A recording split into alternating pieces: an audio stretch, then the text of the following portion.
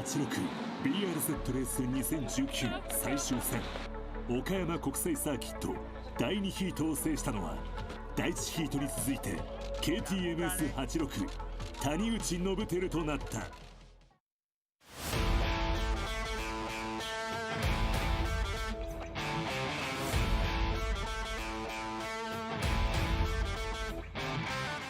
今までの常識を超えた録画領域360度全方位を記録する360度カメラ搭載日本製ドライブレコーダー HDR360C コムテック。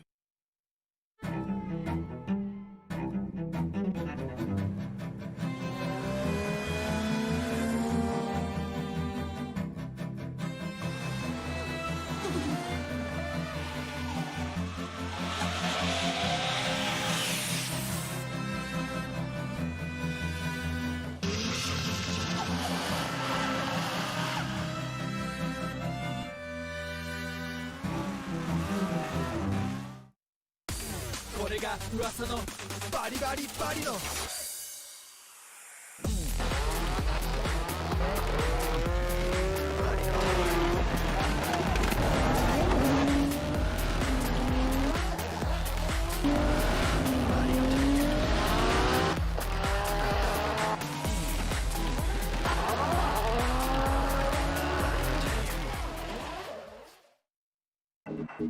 バリのタイヤ。Saito roll cage.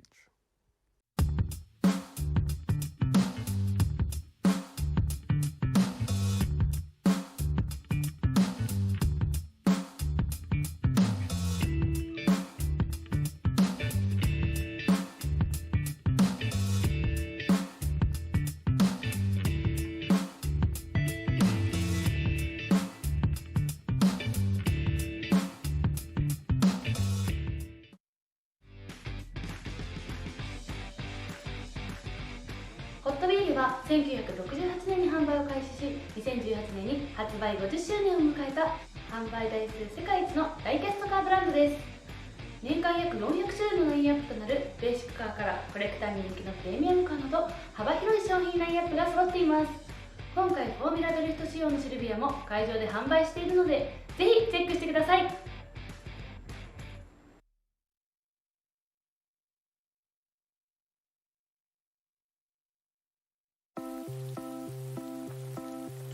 ねえねえ、雨の日の運転ってちょっぴり心配だよね。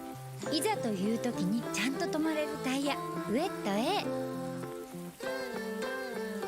ウェット A。 ウェットグリップ性能 A のタイヤなら雨でもしっかり止まれて高い安全性を発揮。滑りやすい濡れた路面でもより安心なやる。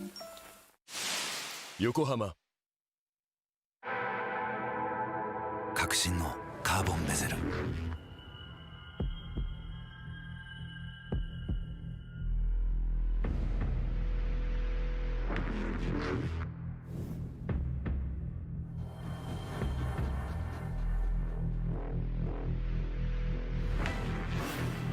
Bluetooth 搭載 G-SHOCK カシオ。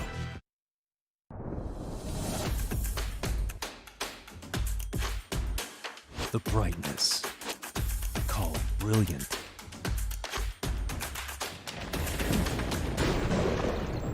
Valenti.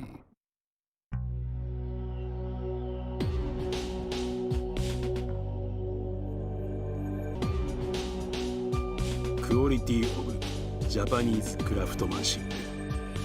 Brilliant. What's up guys, it's Frederick Ospo and I use RSR suspension on all my drift cars. I love RSR. Iyo RSR Ichiban. 究極の静かさと安全性。オンロード、オフロード、世界中で活躍するケンダ。その信頼を支える静音性、安定性と対摩耗性。世界が認めた技術と信頼を街乗りでも高品質と納得の価格、タイヤのポテンシャルをあなたに。ケンダ。伝統と革新、小倉クラッチのテクノロジーを凝縮、チャンピオンを取るためのクラッチ、小倉レーシングクラッチ ORC。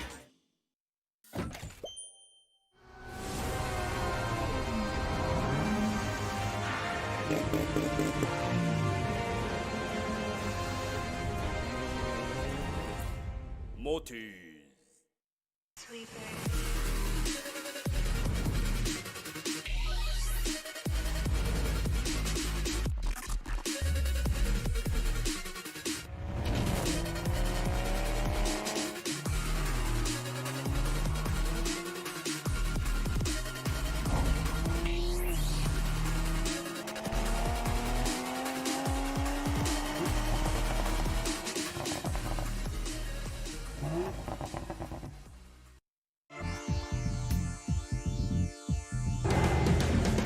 The brightness, called brilliant, blinding and vivid. Valenti. ねえねえ、雨の日の運転ってちょっぴり心配だよね。いざという時にちゃんと止まれるタイヤ、ウェット A。 ウェット A。 ウェットグリップ性能 A のタイヤなら雨でもしっかり止まれて高い安全性を発揮。滑りやすい濡れた路面でもより安心なやる。横浜。革新のカーボンベゼル。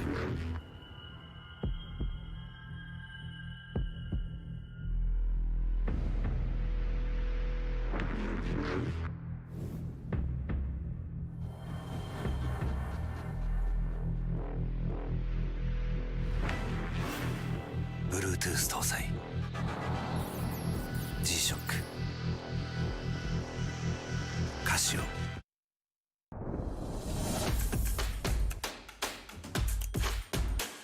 The brightness, called brilliant.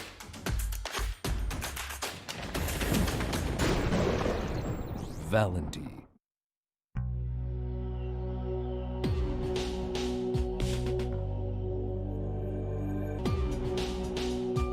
クオリティオブジャパニーズクラフトマンシップグリッド。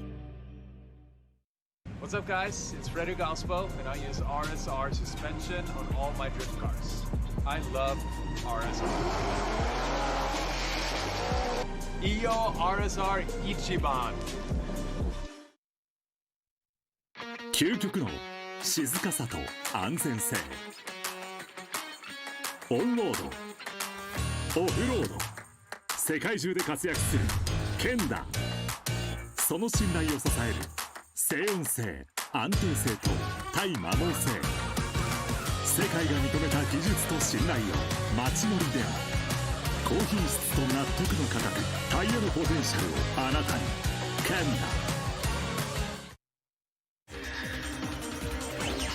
ダ。伝統と革新、小倉クラッチのテクノロジーを凝縮、チャンピオンを取るためのクラッチ、小倉レーシングクラッチ ORC。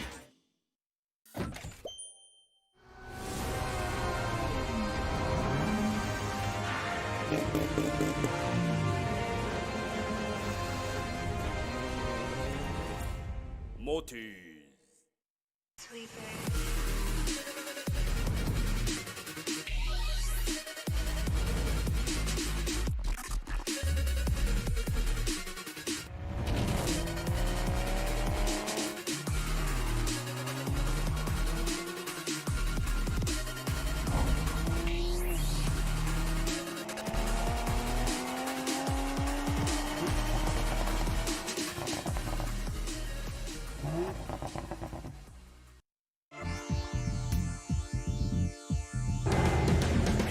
The brightness, called brilliant, blinding and vivid. Valenti. 「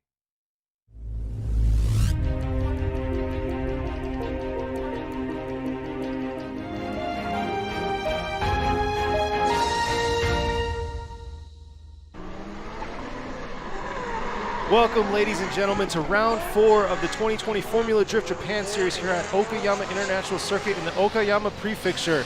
We are in the top 32 for today. I'm Kenny Harris along with Robbie Nishida. How are you guys doing? Welcome back for the people who were watching yesterday, and welcome for the people who are just turning this on and watching this for the first time, but we are here. This is going to be the top 32 tandem battles.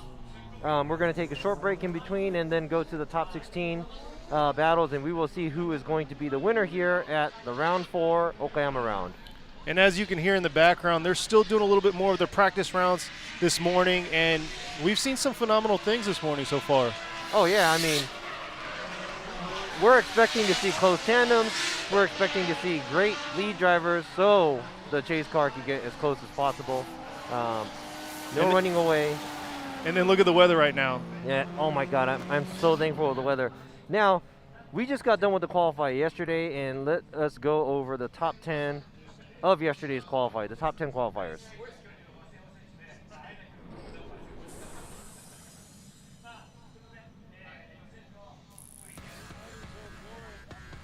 There you go, this is qualifying number 10, car number 8, Koichi Yamashita. He is driving the JZX100 from Team Weld. He usually qualifies higher, but 10th is where he landed. Next is number 99, qualifying in 9th, Kazuya Matsukawa, and then in the AE85.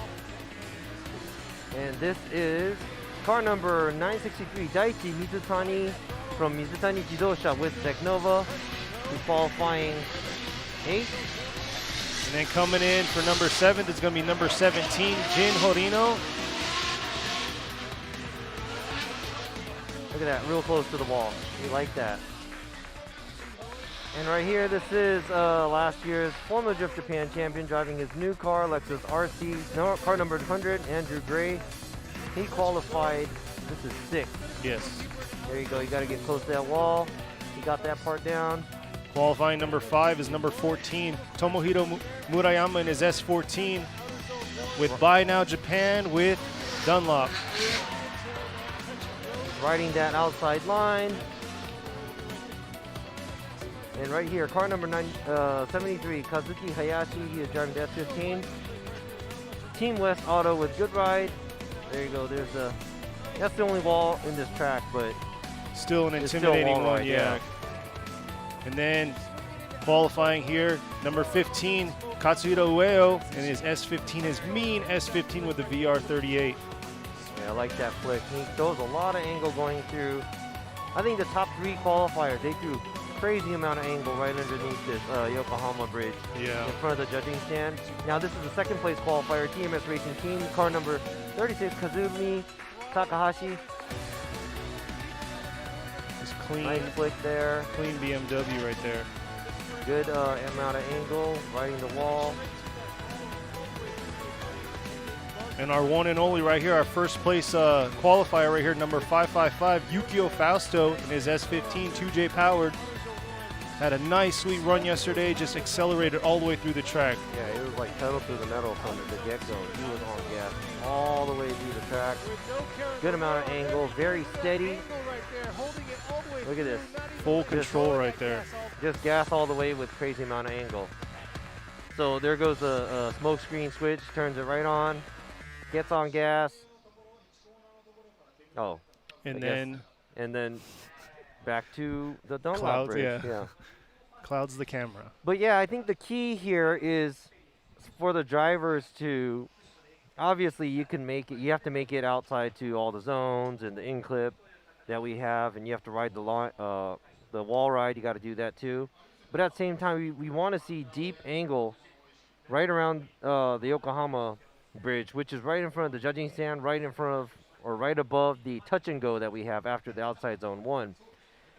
We want to see the cars use this area where you're going from one side to the other on the track, and as you're going to the outside zone 2 after the touch and go, we want the drivers to throw a lot of angle.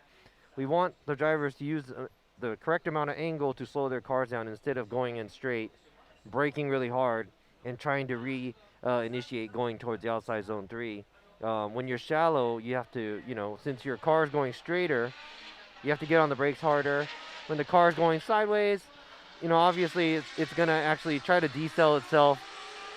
That's like just natural manner. So here's the track layout. We have the 3-2-1 initiation cone after the straightaway. One big sweeper on the left side, outside zone 1. After that, we got to switch over. On the right side, there's the outside touch and go. Then you're going to have to flick your car back real quick because it's pretty close here and go into the outside zone 2, fill that zone. And with that same momentum and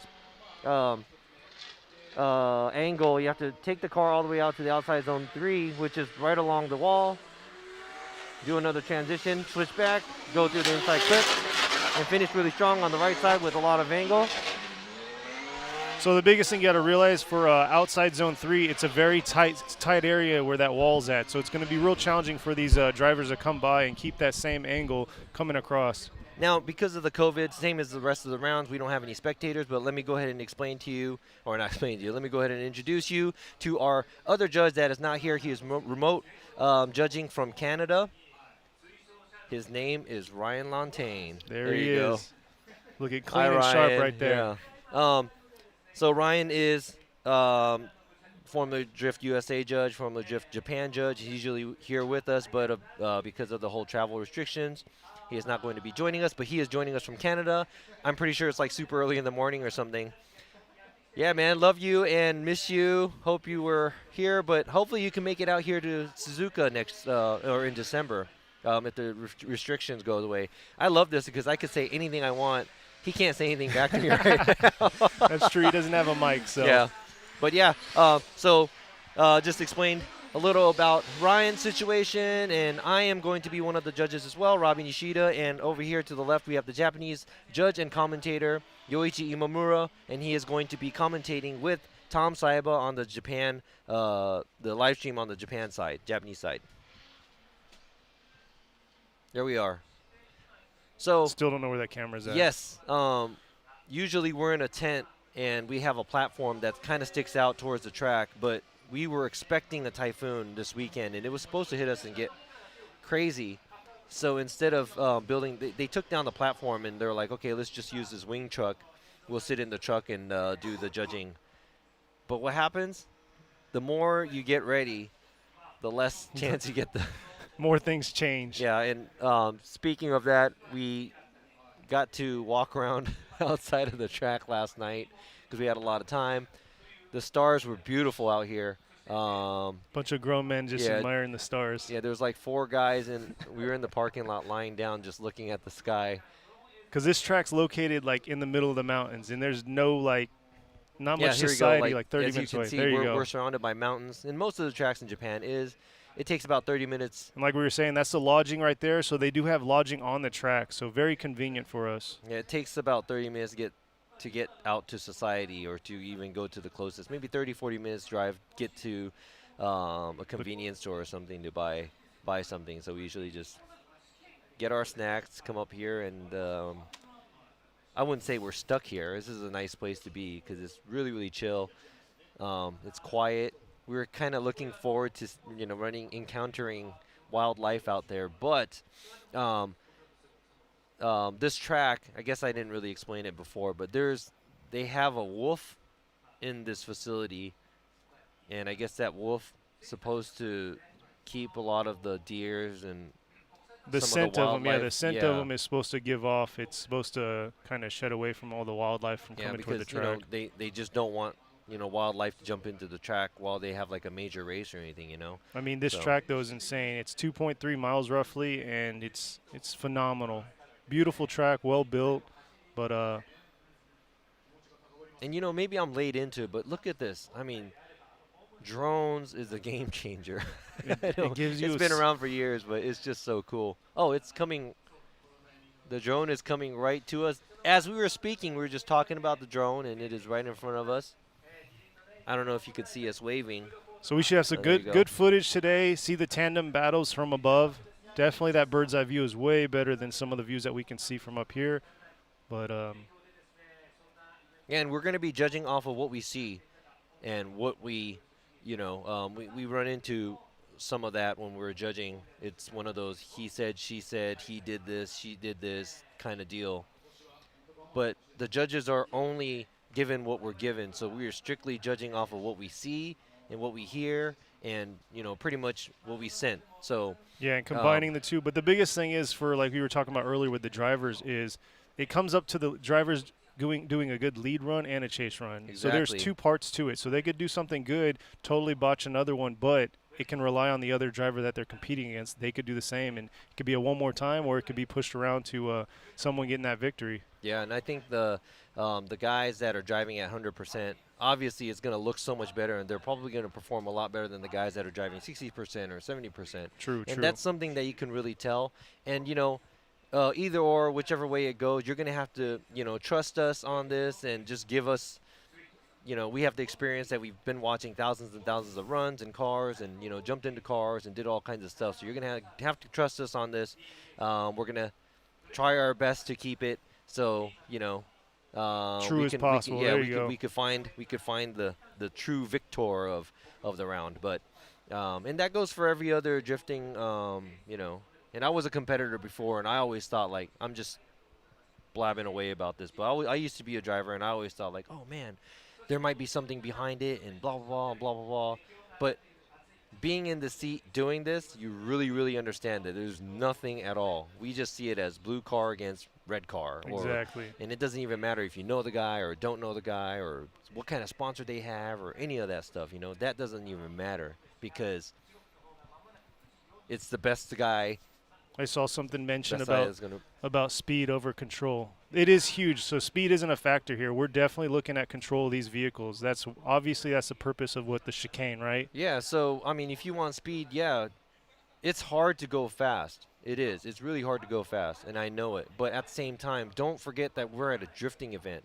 We're drifting, and the first time I saw drifting, I used to drive around in the mountains and just drive fast. But when I first saw drifting, I thought it was cool because the car was going sideways. Yeah. So that's what we want to see. We want to see sideways motion. Out of control, but in control. Exactly. Out of control, but in control. So we're trying to draw that back instead of just trying to go fast. Because if you just want to go fast, you can go and drive time attack or go drag racing, Exactly. And so this track is obviously more spread out than the one we saw at Ebisu and all the other ones. So you're going to see a little bit, obviously, more higher speed or momentum's pushed through, but as we're speaking, there's the first pair that you just saw right now. That was a burnout box. It's on the complete opposite side of this track. The burnout box is at the straightaway right before the last corner of this track. So even if you're on the straightaway, you can't even see the burnout box. So it takes a little bit of time for the drivers to pull up, but it looks like car number 555, number one qualifier, Yukio Fausto, just got done, came out of his burnout box, the scrubbing, got all the tire scrubbing done, and he is staging to get ready for the first battle that's going to kick off here at Okayama for top 32. And Yukio Fausto will be going against number 408, Shoya Saito. He's with the Car Guy Racing. Hey, he's okay to be here today because he's... It's a weekend. Yeah, he's school's out. Not school's out, but he's like off today. Like we were saying yesterday for qualifying, he's actually, he's 18 years old, still in high school, and he actually had to have permission to come out on Friday for the practice run. But and definitely amazing to be 18, you're at a professional sport at this point, and I think competing. Thanks to the support that he gets from family, friends, and sponsors, and I think that goes for any of the drivers and teams too. It's like there's no way you can do it by yourself. This is not a one-man sport. This is driver, team, everybody involved, everybody cooperating and doing their best. Exactly. And that's the beauty of the sport. And also, the meeting everybody and being able to, Here he comes. The drift community is so huge because, you meet so much people. Oh, and the support you get from the people that you meet. I mean, yeah. It's a tight family. But here he comes coming up to the start gate. So let's see how he's going to handle, because he qualified 32. He's going against Yukio Fausto, who qualified first, and that was like a hands down out of all the drivers. I think if 100 people saw it, 100 of them would have said, "Oh yeah, he qualified first," because that was an amazing run that he just did. So I don't think he let go of the throttle at all through his run. Yeah, so let's see he's going to be able to pull that off, and let's see how well he's going to do behind the car as well. Exactly. So both of them obviously driving a Silvia S15, and they're going to be, one's 2J powered while the other one is SR powered. So we'll see how that factor plays in with this big track here. But here they go. Yukio Fausto in the lead as Saito in the chase coming in. Yukio hitting outer zone 1, little shallow on outer zone 1, and looks like Saito's getting a little lost inside that cloud of smoke that he's throwing out. Coming into outer zone 3, keep pushing along, and Saito still trailing behind, pretty far behind. Not sure if that 2J power is kind of overpowering that SR. But a huge correction right there coming into inside clip 1 is definitely going to be a huge factor for Shoya Saito's, wouldn't say score, but his overall rating for that. Yeah, so this happens a lot to a lot of these drivers at top 32. The first run for the lead, look at this. Fausto does not make it all the way out to the outside zone 1. I don't know if he's trying to grip up his car so he could leave the car. The car doesn't look as dynamic as his qualifier run. And yes, he's on gas most of the time, and he looks like he's just kind of trying to run away from Saito. But at the same time, Saito is kind of lost in the smoke. He was gapped, and that might be from maybe power difference of the cars. But yeah, that wasn't a good run by the lead driver. But at the same time, the chase driver kind of made a big mistake right before the in-clip, and also was left behind somewhat. Yeah. So yeah, we do want to see some sort or some form of proximity as well. So exactly, this isn't drag racing, so definitely we want to see proximity getting closer and closer. So coming up, it's going to be Shoya Saito as the lead, as Yukio Fausto is going to be on the chase. So we'll see how Fausto does chasing after, a little bit, maybe underpowered car, or, see what Saito is going to throw down for him. Yeah. But then again, like we were talking about before, Saito did a pretty amazing job at Ebisu the last round. Yeah. Going against Andrew Gray. So sometimes, like we said, they just step up to the plate, and they just, for some reason, turn it on. They can deliver right there at game time, not during practice or qualify. Looks like they're good to go. About to get ready to. All right, here we go. Saito in the lead, Fausto in the chase. Coming down the strip to the 3-2-1, but slowly accelerating into that. Coming in, Saito initiating, coming into outer zone 1. Got a little bit deeper, but Fausto's right there on his tail. Trying to gain, get a little bit outside on that touch and go. But trying to keep his proximity up against him and throttle through to that outside zone 3 into this inside clip. Fausto's right there in his cloud trail and pushing all the way through. Definitely a lot better proximity. Could be a little closer and cleaner, but overall. Wow, so just as we were speaking, Saito kind of did a pretty, not kind of, but he did an amazing job. I'm sorry about the screen right now. Oh, there we go. Okay, so looks like Saito did a better job going to the outside. And right here, Fausto is a little totally deep there, on a different line. Started cleaning up right here at the end. And cleaning like you up said, right here, there's a big mistake by Fausto too. But like you were saying, Saito right there stepped up to the plate and threw a pretty good lead run right there. No, like I stumbled whenever they were coming down the stretch because it seemed like there was like a deceleration before the 3-2-1. That's why I kind of stumbled a little. Oh, no, I totally agree, but I don't know what that was. I don't know if that was a slowdown by one of the cars. I don't know if that was a misshift. To be honest, I don't know why that happened. Yeah, it was and I don't know if that was just Fausto overreacting to it or if that was Saito misshifting and Fausto reacting to it. Yeah, or getting too close, or maybe that was like a surprise attack for him to gain on him that quick, faster than he was expected. So let's see what the judges have to say. So let's see what Ryan has to say right here. Ryan's going for Fausto, Yoichi with Fausto, and Robbie with the one more time. Yeah. So it looks like Fausto's going to be pushing on. So that was Yukio Fausto.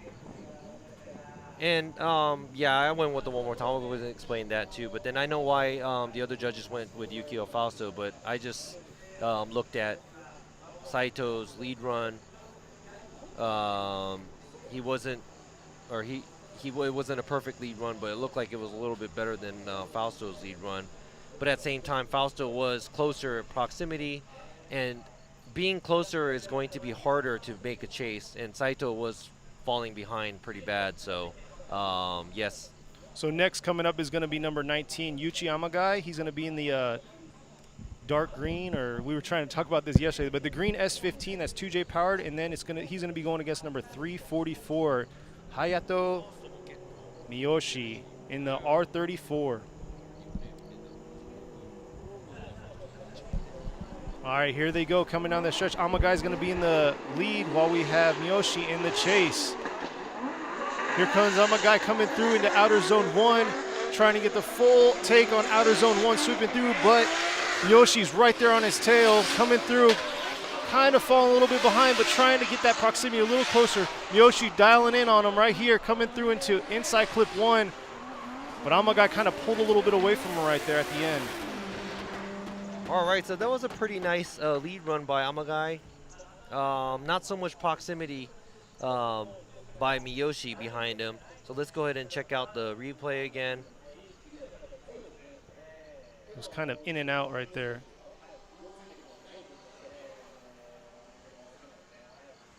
Yeah, so Miyoshi is trying to match his line. One tire off by Amagai. But it looks like Miyoshi did a transition a little too early, so he missed the touch and go, and he's running slightly smaller line by Amagai, but an average amount of proximity by the chase driver, and the lead driver pretty much just did what he had to do as a lead car. So good lead run right there. Yep.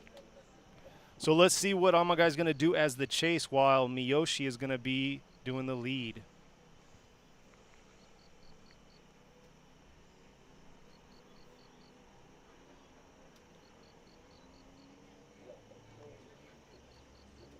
All right, here they come, coming up to the line. Real clean R34 right there, powered by an RB26, so he kept it traditional. Didn't go 2J. I guess it's not 100% traditional. In Japan? Because it'd be RB25 at that point. Yeah, but I don't know. I don't think his car is a GTR though. That's what I'm saying. That's why it's not 100% traditional. Yeah. But it's still keeping in the family type thing. It's like 85%. Yeah, there you go. So there they are lined up. So we're going to have Miyoshi on the lead while Amagai's going to be on the chase. Looks like they're ready to go, and here they go. See what Miyoshi's going to throw down for Amagai to chase on. Looks like Amagai took a little bit of lead right there. Miyoshi coming in. Nice hot entry into outer zone 1. Dipping the tire right there. Amagai's falling a little behind, but trying to close that proximity right there. Oh, but Amagai really messed his lineup right there, but Miyoshi is not phased at all, pushing through. Oh, no. Amagai is just correction over correction right there. Not sure what happened. Maybe this transition part right here, going from the touch and go into outer zone 2, it really gets tricky for these guys. Yeah, it does, and especially for the guys that dive in a lot harder than the lead car after the outside zone 3, because they're going to actually lose. They're going to lose their line. The line is too small, so they're going to lose their lane right here. Check this out. Like right here, he's way too in, so he has nowhere to go, and he's going to have to wait. So it's going to be really hard to do the transition there because he's not going to be able to weight transfer the car because the car is pretty much almost straight and just barely keeping it drifting, you know? It's very rough. We've seen Amagai do some good things out here. So that's definitely not the run that he wanted. Let's see what the judges have. See how his lead is going to compare to his chase right there and vice versa. So we got Ryan Lontan. What's he got to say? He's going to say Miyoshi, Yoichi Imamura with Yoshi, and Miyoshi's going to be pushing on to top 16.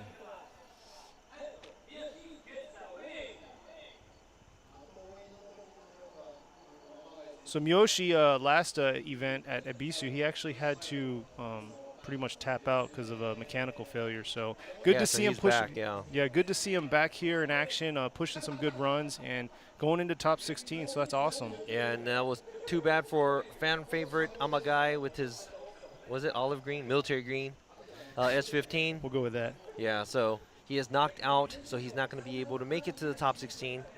Miyoshi will be moving on, and he is going to be going against number 1 qualifier, Yukio Fausto, for the top 16 round. And let's move on. That's the first battle. Bracket knocked out right there. Is filled. So next we're going to have number 963, Daichi Mizutani, with Mizutani Jidosa with Zeknova in the S15. And then we're going to have also number 53, Mitsunori Yoshimura in the Team Mori S15 right there. Yeah, so Yoshimura is he's a rookie. This is his first year competing. And it's like a Pro-Am almost, or Pro-Am Pro 2 event in Japan, and I think he won one of the rounds there and got his FD Japan license. Okay. And this is his first round. It's an SR powered S15. And I think Mizutani's been in the mix for a few years now, so he knows what's up. He knows how to do this. And yesterday, his qualify run, he had a nice flare in it when he was doing the transition here. So let's see how well Yoshimura is going to keep up with him. So we got Mizutani in the lead while Yoshimura is going to be on the chase. Mizutani coming into 3-2-1, coming into outer zone 1, keeping that angle through, but Yoshimura right there on his tail, but losing a little bit of his proximity right there into that touch and go. Mizutani pushing through, but couldn't quite get all the way outside of outer zone 3, and then swinging back around to inside clip 1. Yeah, now there's mistakes that Yoshimura made behind Mizutani, but at the same time, Mizutani's lead run was very, how can I say it? It is not 100% clean. It is not close to what he did for the qualifier run, and that is exactly not what we want to see. And like I was telling you earlier, a lot of the cars in top 32, they try to grip up their car because they're going against their opponent and they want to leave them. But right here, he does 2 tires off over there on outside zone. Not so much of a hard flick here. Then after here, he kind of leaves outside zone 2 way early and doesn't really fill the zone. Way far away. He's on the other side of the lane from the outside zone 3. Right here, there's a correction right before the finish line. So very sloppy run by Mizutani. And I think Yoshimura was just trying to keep up. Trying to make something happen. Yeah, he was just trying to stay behind as close as possible to Mizutani. And it looked like he caught up to him real quick at the end. So definitely going to see what Yoshimura is going to throw as the lead. Yeah, with so Mizutani on the now chase. it is going to be how well he's going to be able to do his lead run, because the judges will be looking and comparing the lead run of the lead car and the lead car of the chase car, and the chase run of the lead car and the chase run of the chase car. So lead to lead, chase to chase. Okay, that was like a tongue twister. That was. Yeah. Confusion was happening right Yeah, there. exactly. You could have just said lead to lead, chase to chase. I should have said that in the first place. I totally understand, but it's okay. We're now in your head, and it's very confusing. I'm judging and speaking. You got to give me a break. Yeah, but you're ex-pro driver, so you know you can multitask. I'm not an announcer. So. Okay, here we go. Yoshimura on the lead, Mizutani on the chase. Let's see what Yoshimura is going to do for him and see if he can throw down a nice run, solid lead run. Oh, right there, Mizutani right on his tail coming into outer zone 1. Yoshimura a little shallow on outer zone 1, but Mizutani's right there. Real early transition at that touch and go for Mizutani, but pushing through. Yoshimura trying to get that outside zone 3, but Mizutani is right there, hovering right behind him, pushing into inside clip 1. All right, so Yoshimura does a better job line-wise, but yes, he is a little shallower than how Mizutani was driving. And Mizutani, when he was chasing, he was doing his transition a little too early from the touch and go. So his line was kind of crossed here. Let's go ahead and check out the replay. Right here, Yoshimura starts to creep out to the outside zone and starts to fill the zone pretty good, but slightly shallow. And right there, Mizutani's behind there doing a transition way far, but he does reach it all the way out to the outside zone 2. And there's more proximity from the beginning to the end than Yoshimura when he was falling, but at the same time, Mizutani looked like he was trying to run away, and there was a lot of mistakes made by the lead car too. So this is going to be a tough decision because they both had their fair share of mistakes in their lead runs. But let's see what the judges gonna get for these two. So Mizutani and Yoshimura.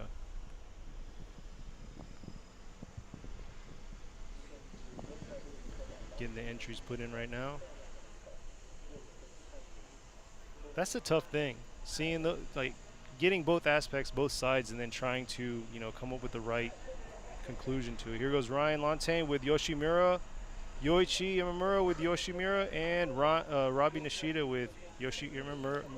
Yamamura is going to be pushing through. Yeah, in my opinion, that was pretty close to a one more time too. But at the same time, yes, I think the mistakes made by Mizutani there was a little too many that he did, chasing and leading. So overall, Yoshimura he was very stable throughout the whole run, and not the most beautiful, but he did do a lead run where it was chaseable by Mizutani. So most definitely. And Mizutani had his few mistakes, especially with that touch and go. That definitely set him off right there. All right. Next coming up is going to be number 99, Kazuya Matsukawa. He's going to be with Hiroshima Toyota. Team Droopy in his AE85, and we're going to have Kazuhiro Kubo going against him, number 58, with Vacancies in his 180SX pulling up right now, or actually right at the gate now. So, like we were saying yesterday, Matsukawa, this is nothing new to him. He podiumed last year here at this track. So definitely going to see some flair with him. Let's see.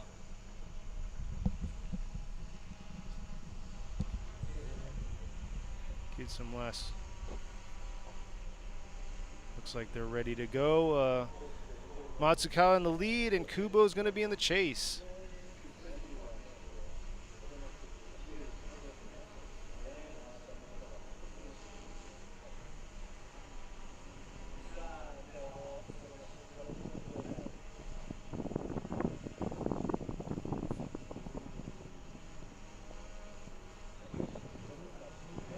Ready to go. See what this A85 and this 1GR V6 twin turbo is going to throw down for the lead run right here. Matsukawa coming in hot into outer zone 1, sweeping around, but he's got Kubo right behind him. Matsukawa pushing through, putting a flick right here into touch and go. Kubo's falling, but trying to get his proximity a little closer here, changing his lineup a little. Can't quite mimic that in the outer zone 3, and they come in inside clip 1 and trailing a little bit behind. Definitely struggled on trying to keep up with Matsukawa on that run. All right, so Matsukawa did a great job leading. He pretty much did what he was supposed to as the lead driver. So I guess there's not much to say for this run, but Matsukawa did what he had to do. Kubo falling behind a little bit, transition way before the touch and go, and tries to play catch up, drives in straight, or not straight, but very shallow, makes a very small line just to keep up, and there you go. Straighten right there, the big mistake right there, straightened out. Yeah, you could definitely tell on that touch and go, he definitely didn't take that hard flick because he already was trailing behind. So if he would have flicked right there, it would have definitely made him trail a little bit further behind. Exactly. So I think if you're already falling behind on outside zone 1, it's almost better to even give up. Try to, how can I say it? Try to do a transition at the right spot so you can get back on track to get as close as possible to the lead car. But, you know, there is a lot of power difference and grip difference and all kinds of stuff behind these cars, so sometimes it's harder to keep up with some of the faster cars, or you know, some of the more nimble cars or gripped up cars. So and Kazuhiro Kubo, he didn't make it to Ebisu, did he? Yeah, he didn't make it to Ebisu. I think he had mechanical issues, and he had to sit out for that last round. And he is usually at all the rounds too. Yeah. So trying to get this car back dialed in and get it all squared away. And good to go. It's also a new car for. I know he drove S13. Similar chassis, but you know, probably a little different. So we got Kubo coming in as a lead and Matsukawa in the chase right here. Kubo coming in with a nice entry into outer zone 1, a little shallow into outer zone 1, pushing through, and Matsukawa right there on him with this transition right here. Pretty good lead run, pushing through, trying to get that outer zone 3. Matsukawa falling a little behind, throttled off right there into outer zone, coming out of outer zone 3 into inside clip 1. Definitely not like him to throttle down like that at after out of zone 3, so not sure what happened, if his line was off or not. Yeah, so I am not sure if it was Kubo trying to run away, but it doesn't look like he was too shallow when he tried to run his line. So maybe that's just the way the car is set up right here. He does an all right job on the outside zone, does a quick flick, not super deep in the angle, and just kind of goes starts to walk away from Matsukawa, and I don't know if this is because Matsukawa thinks he has an advantage and they're kind of holding back. Exactly not what we want to see. Exactly. But we would have to take everything in factor. It looked like a little bit on the end right there. He throttled down because his back end was kind of coming a little deep, so it was gonna come off track a little. But who knows? We'll see what the judges have to say about both Matsukawa and Kubo on the runs. Who knows? I don't know. It's true. I don't know. No. We're like, well, who knows? Only person that'll know is the driver at that point. No, the driver won't even know. The driver is in the zone. The driver is the most, how can I say, confused person out here because number one, they don't get to see themselves on the outside. So the spotter would know a lot. So the spotter would have to explain everything to the driver. And for those of you who are not familiar with that, the spotter is the person who is like the RC car remote guy. Here we go. What's Ryan going to vote for? It's going to be Matsukawa. Then we got Yoichi with Matsukawa and Robbie with Matsukawa right there. Pushing Matsukawa through. Gets the win. Kubo is going. He just got knocked out, and he's going to have to come back at the next round at Suzuka. So round 5. Good luck for him there. And now that's going to be car number 53 Yoshimura going against car number 99 Matsukawa for the second battle of top 16. So just as I was explaining, the spotter is the one that's on the outside with the radio, usually talking to the driver and telling them what's going on the outside, what we're talking about, everything on the outside. So they're your eyes and ears. And usually the driver is like the RC car itself. And they got to do what the spotter's pretty much the spotter says, yo, go do this. And you're like, okay, I'll go do it. So next we have at the line is going to be number 73, Kazuki Hayashi in his S15, Team West Auto with Good Ride. And then we have number 666, Shuichi Mano in the Chari Boy 180 or 1Via. Coming through right here, pushing in. Hayashi trying to throw that lead down, throw some smoke at Mano right now. Mano's getting a little lost in that smoke, pushing through to that transition into outer zone 2, swinging around to outer zone 3, and Mano's still struggling to try to keep up with Hayashi, and Hayashi's just getting lost in all that smoke that no, Hayashi isn't. Mano's getting lost in that smoke that Hayashi was throwing down. I'm going back and forth over here. I thought he was getting lost in his own smoke. I was getting excited there. So there's an obvious power difference right here. I think Hayashi's car probably pushing out a lot more power, so they have an advantage at these big tracks, but I think Mano is trying to do everything he can. But there is no proximity here by Mano, but at the same time, Hayashi did dip out 2 tires on the outside zone, but does a real great job right through here going along the wall. And Mano looks like he is trying to copy his angle in line, but the proximity is not there at all. Yeah. Definitely rough, but it's surprising because they're both 2Js in their car. So, but like you said, their setup could be totally different. Their grip setup could be different, causing him to get a little bit of a run. Hayashi getting a little bit of run on Mano. But yeah, that's not what we want to see. We want to see that close, in your door, in your fender proximity from these individuals. So let's see what Mano's going to do for him and see if Hayashi can give us that proximity that we want to see. Yeah, so now, like I was saying about earlier, the power difference and the grip difference, and there's so many different cars, which is the beauty of drifting and also Formula Drift. But watching this, everybody always thinks that, okay, the car with the most power and the most this, most that is going to be the winner, but that's not how it works out because it is drifting. Now, if Mano's car is a lot more down on power or less power than Hayashi's car, Hayashi has to match up with that. And if Mano's car doesn't have as much grip or has more grip, I'm not sure, Hayashi's going to have to match that. So that's what's hard, and that's what the chase car is supposed to do. That is what the challenge is right there, which keeps it exciting. Yeah. So it's not just about, who has a faster car or who has, the more grippier car. It's about control and being able to control and being able to adapt to what the lead car is going to throw at the face of the chase car. Here they are fixing his loose flap on his yeah, it looks like his eyelid was flipped up backwards. Yeah. It was giving you that stank eye. Yeah, the stank.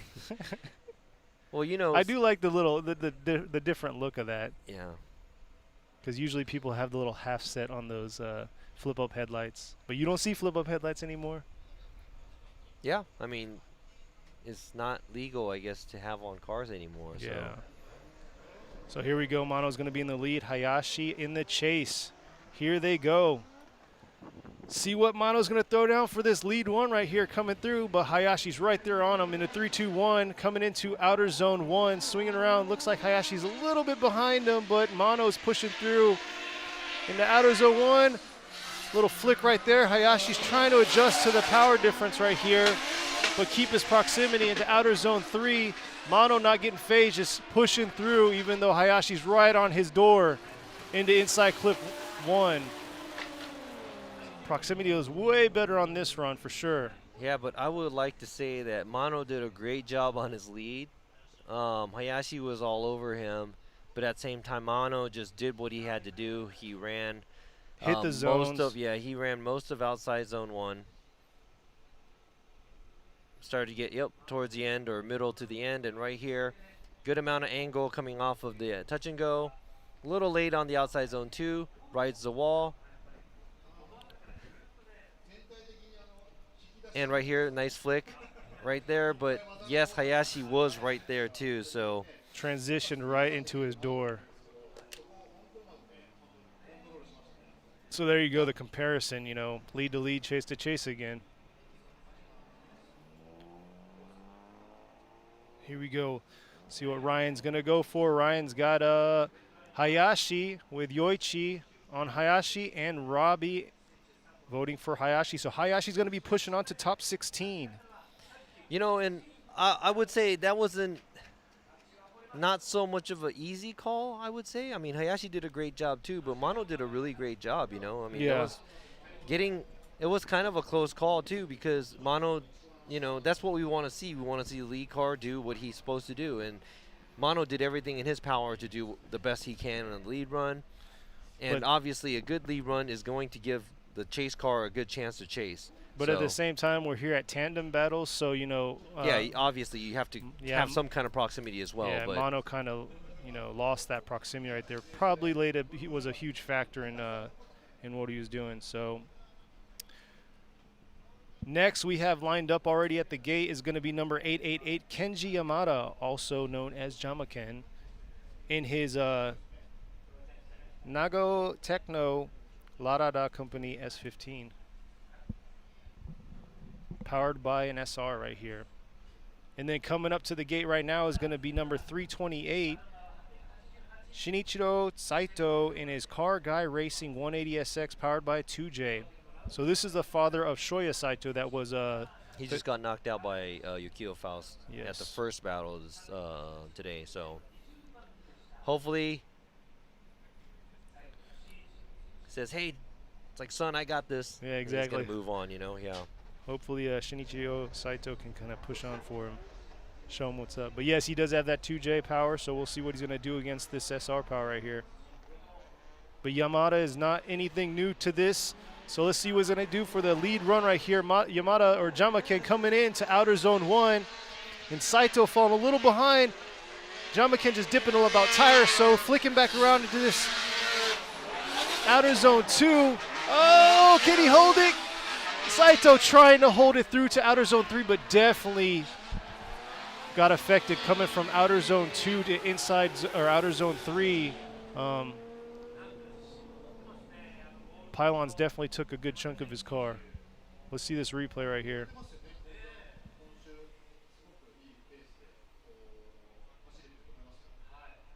That's a nice flick. It looks like Saito had a very late initiation and not any flare in his flick. Very shallow behind Yamada, so right here he kind of swings it out a little bit too much, and correction, that's an incomplete for the chase car. And Yamada, actually this is a very nice lead run by Yamada. Yeah. Nice wide line, good amount of angle, nice flick. Definitely rough to see that incomplete, because that just puts more pressure on him going up as the lead against Yamada. So we'll have to see here how he's going to perform. But yeah, like if you didn't follow us yesterday during the qualifying, Saito actually had to miss out on the practice runs on Friday. Yeah. So he showed up yesterday, guns a-blazing, trying to get some runs in before competition for qualification. but made qualifying at number 20 with a 79, is trying to push through, but we'll see what he's got to do for the lead run while Jamaken's going to be on the chase.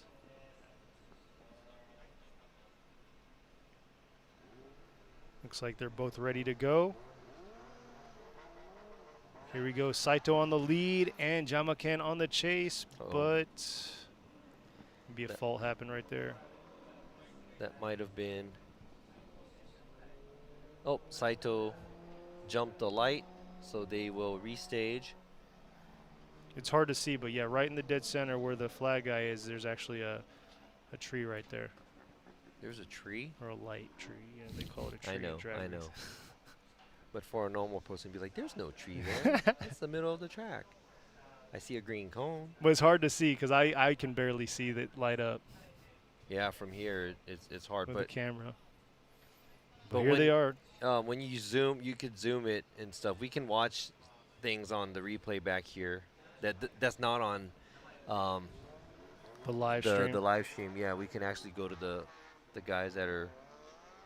All right, here he goes. Saito in the lead. Jamaken on the chase. Saito coming into 3-2-1. Coming into outer zone 1, initiating all the way through. Just little shallow, dipped a little bit out to outer zone 1. Coming into that touch and go. And Jamaken trying to play it safe, I think. He needs to get that proximity a little bit closer, which he's trying to do right here. Coming into inside clip 1. And hovering in close to Saito right there. I think Saito just wanted to put up a fight because of his big mistake. He had to cover up when he was chasing Yamada. And right here, very, how can I say it? It's not a hard flick for him for initiation, but he runs a good line on the outside right here, but Yamada is right behind him. Not so much angle from him. Going under the Yokohama Bridge in front of the touch and go. So he couldn't flick back and make it all the way out to the outside zone 2. So his line was actually slightly small. So kind of a safe lead run. Yeah, it was pretty much of a safe lead run by Saito, and Yamada was on him. So this might be... Ryan with Yamada, Yoichi with Yamada, and Robbie with Yamada on that. Unfortunately, this Saito is not going to be pushing on, and we have Yamada pushing on to top 16.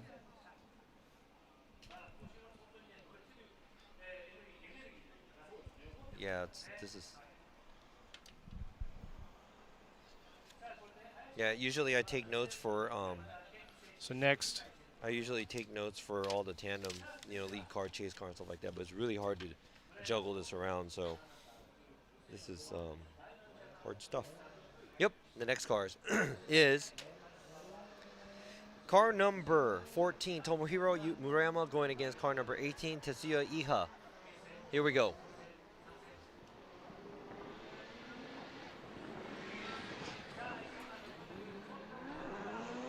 Murayama coming in the lead with Iha right behind him. Iha's trying to close in that proximity, but Murayama just pushing through, smoking him out. Getting back onto right here to outer zone 3, right? Pushing through. And Iha just trying to close that proximity, but just trailing a little bit behind. And could do a little bit better on his proximity on him. All right, so there's two things. One, Iha wasn't too far, but not close enough. And number 2, Murayama's run, actually he missed outside zone 3. So this is pretty similar, the run. Both of the cars are throwing the same amount of angle. They're running the similar lines. Right here, Iha is running and mimicking his line and doing the transition same place as Murayama is doing. Misses outside zone 2 slightly, but Murayama also misses outside zone 3. And Iha is trying to stay with the lead car right here. So it looks pretty even.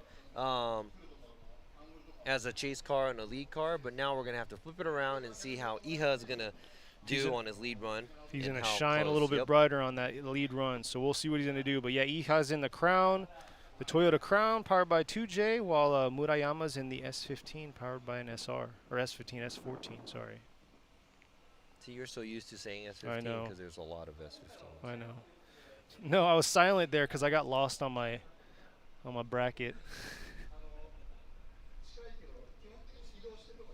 All right, here they come, lined up. So we're going to have Iha in the lead this time, and Murayama is going to be on the chase.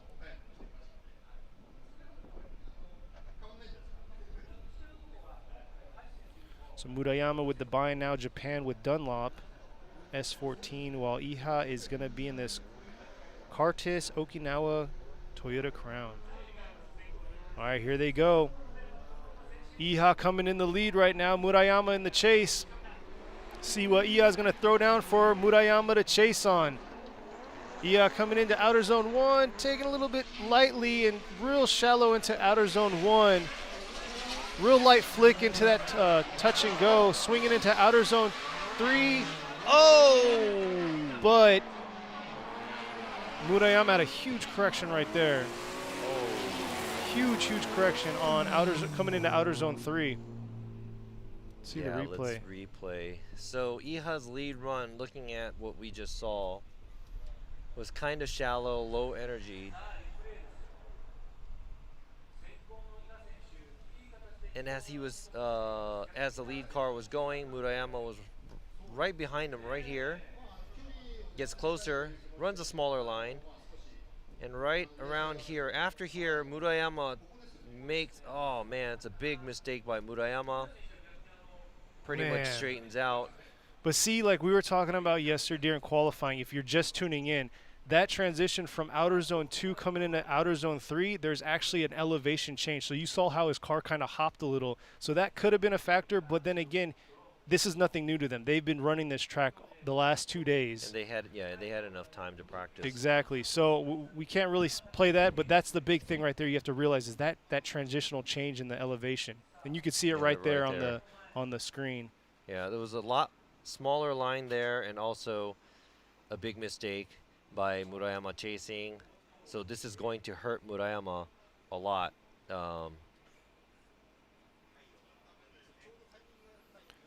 See what they're going to have for, see what the judges have for Murayama and Iha. All right, we got Ryan for Iha, Yoichi going for Iha, and Robbie is going to be with Iha also. So Iha is going to be pushing on to top 16. Yeah, this is crazy. You just never know until the end what's going to happen with the drivers. So, yeah, Murayama is knocked out. That was a big mistake by Murayama. But good to see Iha pushing on. I know he's been struggling being in top 32 and trying to push on. I know at Abisu he kind of fell off and didn't make top 32.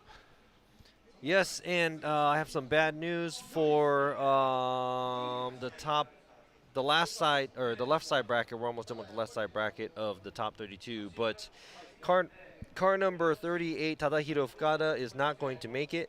Oh, unfortunate right there. I know they towed his car out last night, and they went to work on it, and I'm not sure what kind of problem they had, but the car was towed out, and they took it to a different facility, and they were trying to fix the car to get it ready for today.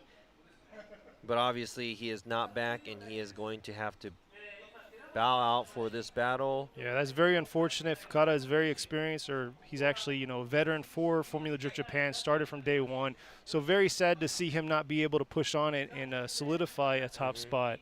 But, so Kunihiko Tanomachi is going to get the win, and Kunihiko Tanomachi is going to be moving to the top 16.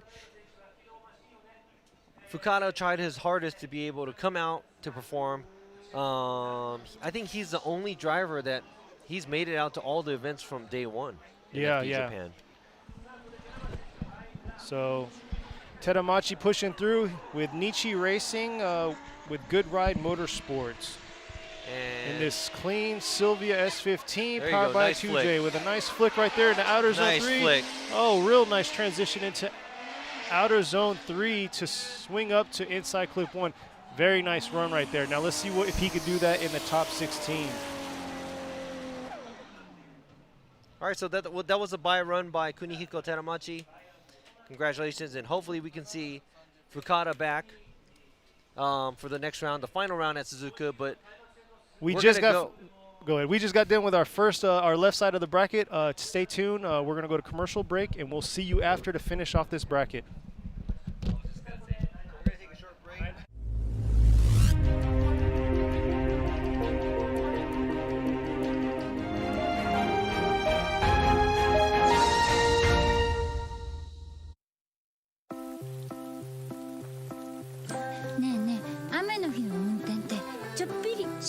目。いざという時にちゃんと止まれるタイヤ。ウェット A。ウェット A。ウェットグリップ性能 A のタイヤなら雨でもしっかり止まれて高い安全性を発揮。滑りやすい濡れた路面でもより安心やる。横浜革新のカーボンベゼル。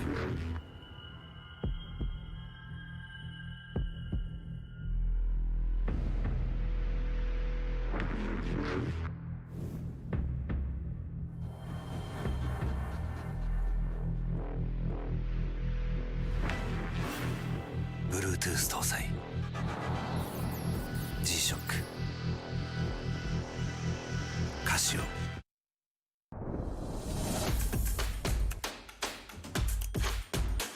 The brightness, called brilliant.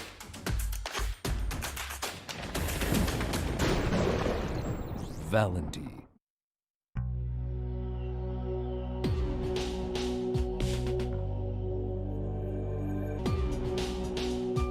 Quality of Japanese craftsmanship.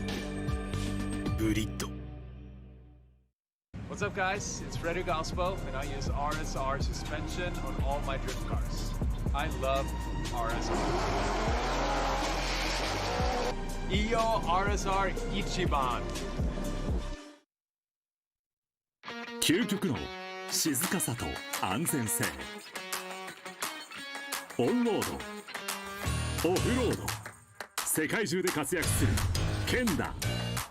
その信頼を支える静音性、安定性と対摩耗性。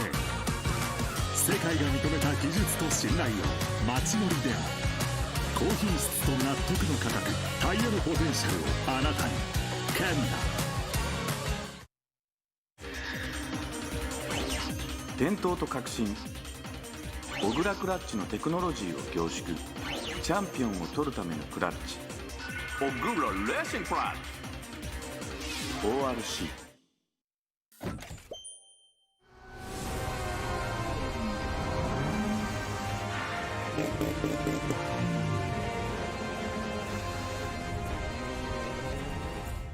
モティ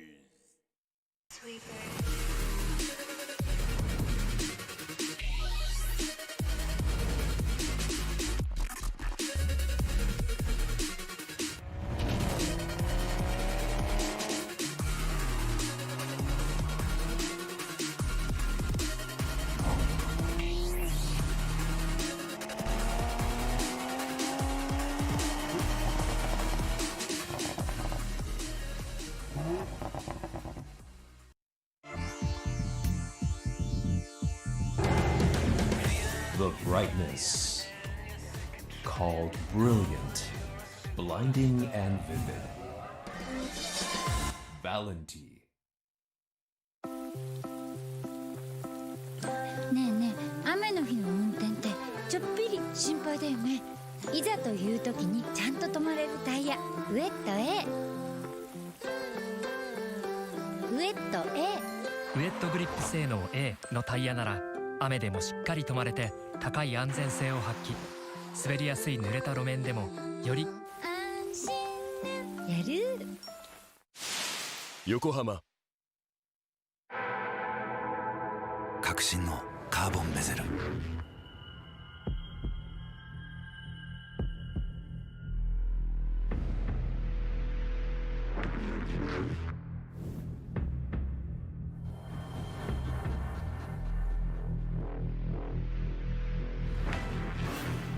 Bluetooth 搭載 G-SHOCK カシオ。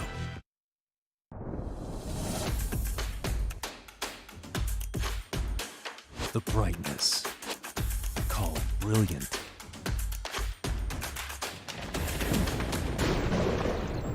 Valenty.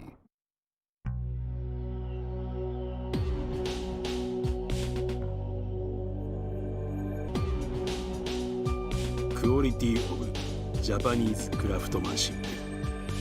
Grid. What's up, guys? It's Frederick Ospo, and I use RSR suspension on all my drift cars. I love RSR. Iyo RSR Ichiban.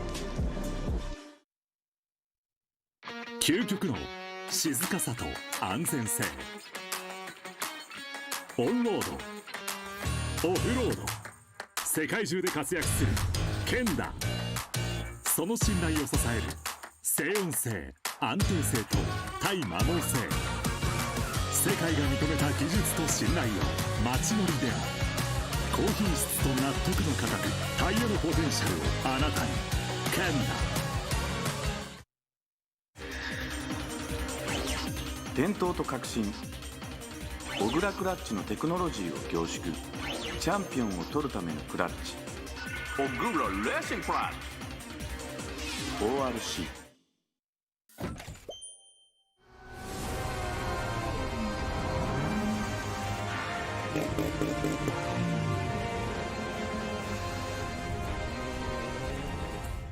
モティ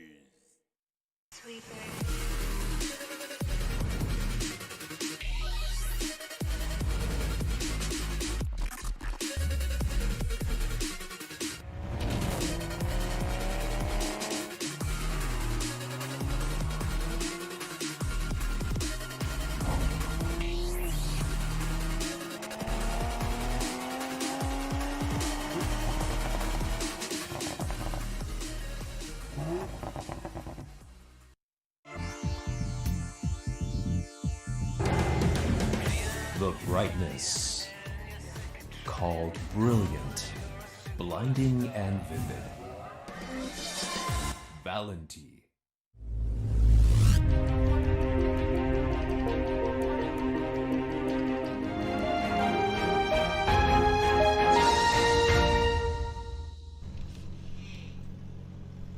And welcome back to the top 32 of round 4 of the 2020 Formula Drift Japan Series here at Okayama International Circuit in the Okayama Prefecture. We just got done with the first half of the bracket, so we got 8 down and we have 8 more battles to go. Look at this facility, it's huge. We're only using 1/4 of it. 1/4 of the 2.3 mile track that they got. Yeah, because number one, I think if all these high power cars drifted the whole track, by the time they go through the finish line, they won't have tires. They'll just be on rims. Exactly. They're probably going to have a blowout on the way somewhere, but like he was saying, it's just 1/4. So if you see outer zone 3, whenever you check the track out, outer zone 3 is actually the cutoff right there. So it's not actually technically part of the track, but it is our track today for Formula Drift Japan. And this is TMS Motorsports? Yes, it's going to be number 36, Kazumi Takahashi with the TMS Racing Team E92 BMW. The Eurofighter in Japan with a Toyota V6 turbo motor in it, going against number 13, Yasuhiro Takaki in his 180SX. SR powered 180SX. And I was talking to him the last round. I think he said he was running, or I'm not sure if he did anything to it in between the rounds, but the last time he was running, he said it was like a stock bottom end or something. Really? And he's just pumping nitrous and big turbo on it and makes like 500 horsepower. So just forcing that power through it. Yeah, so for those of you who thinks SRs blow up all the time, run some nitrous, it'll... Well, in his case it doesn't, I guess. So. Exactly. So here we go. Takahashi in the lead with Takaki in the chase. Takahashi right here. Pushing through with Takaki getting lost all in that smoke, and Takahashi pushing through right here. Yeah, Takahashi's doing a good job on Yeah, Takaki just trying to keep up with that SR power like you were saying. I don't even know. I'm going to have to watch the replay, but I just don't. I lost Takaki. Yeah. Like, I don't know what happened to him right now in the smoke. I'm over here jumbling the names. Yeah, Takaki, like Takahashi. There's a lot of Takaka going on. Yeah. But yeah, definitely the proximity was not there. Here we go. Takahashi's leading, doing his job. He runs the outside line on the outside zone, and Takaki is not in the screen. Yeah, not in the screen. So the great thing about drifting is a lot of smoke, and it looks really cool. but at the same time, for the drivers, smoke is like their worst enemy because visibility pretty much is blindfolding you. Yeah. So he falls back. So let's see what Takaki's gonna do with being the lead as Takashi. Takaki. As the chase right here. Yeah, Takahashi against Takaki. Takahashi's going to have to really probably tone it down a little and see if he can get that proximity dialed in and throttle control with Takaki in the lead. Could have been a power difference right there on that lead to chase run, obviously, but we'll see right here how it's going to be, how that power is going to be flipping around.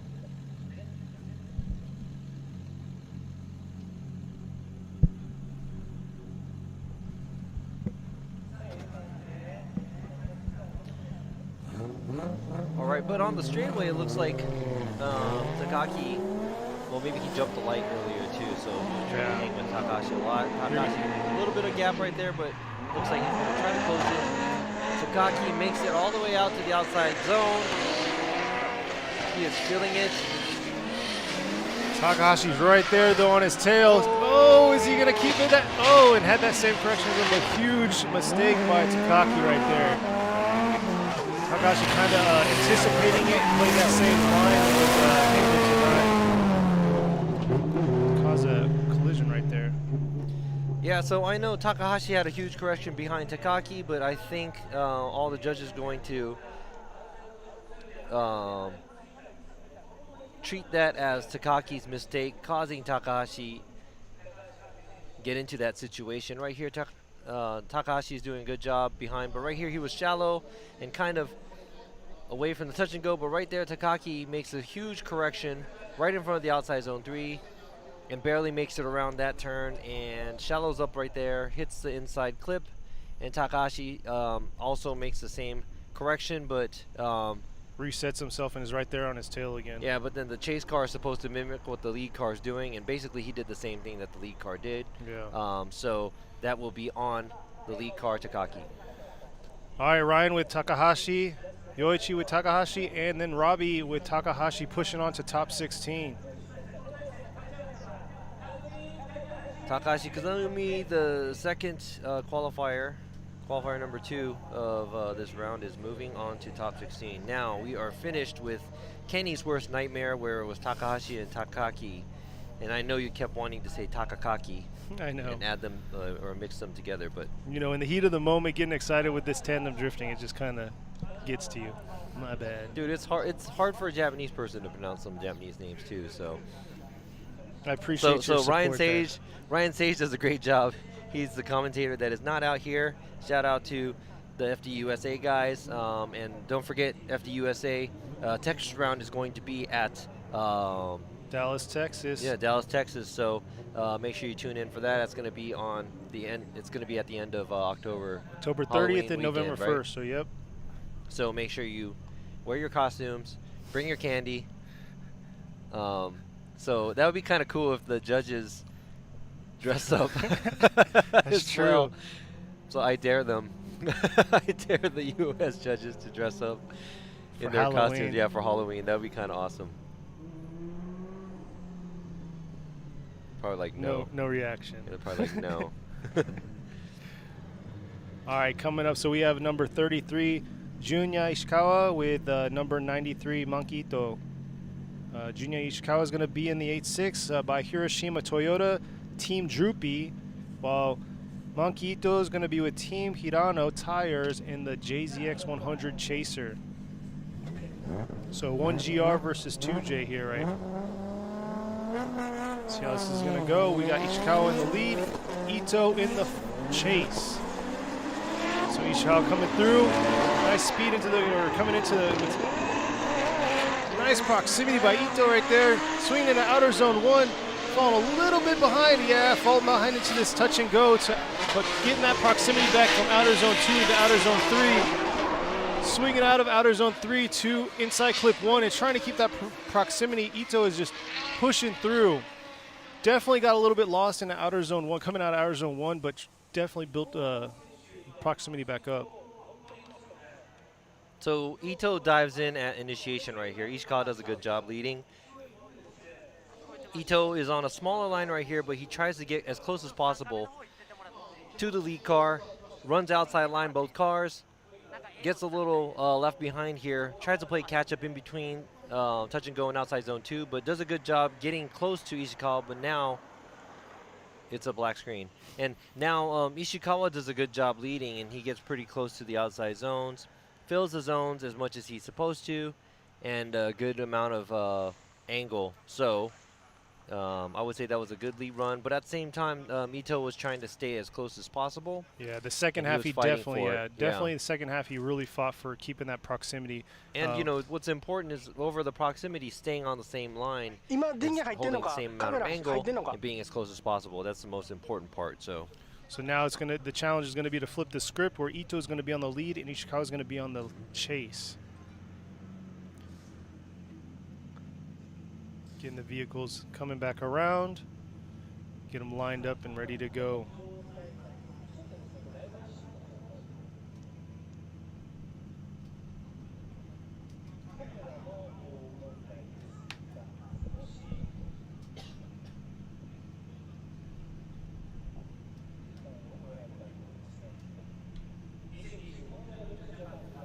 yeah, so Ishikawa's teammate, car number 99, Matsukawa, is already in, and he's going to be moving on to top 16, going against car number 53, Yoshimura, on the other side of the bracket.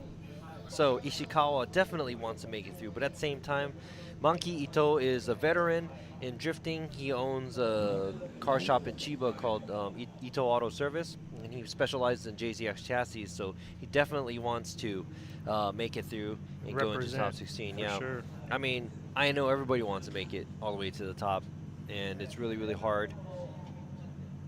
But both 1GR powered for the Team Droopy cars, so definitely interesting. Let's see, they're getting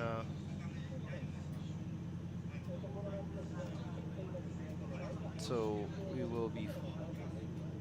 There they are. There right we go. there. Yeah. Okay. So now Ishikawa is going to be chasing Ito down. Let's see how well of a lead run Ito could put down, giving Ishikawa a chance to show us great proximity and a great tandem. Yeah, that huge delay, so we can't actually physically see the start gate. So we really rely on the camera views and stuff like that, seeing on what's going on over there. Yeah, pretty much we could see, from where we're sitting, we could see the 3-2-1 cone in half of the straightaway. Right here they go right here. Ito in the lead with Ishikawa on the chase. Coming into this 3-2-1 cone right here. Ito coming in, swinging into outer zone 1, trying to get the full advantage. Ishikawa making a little correction there coming in.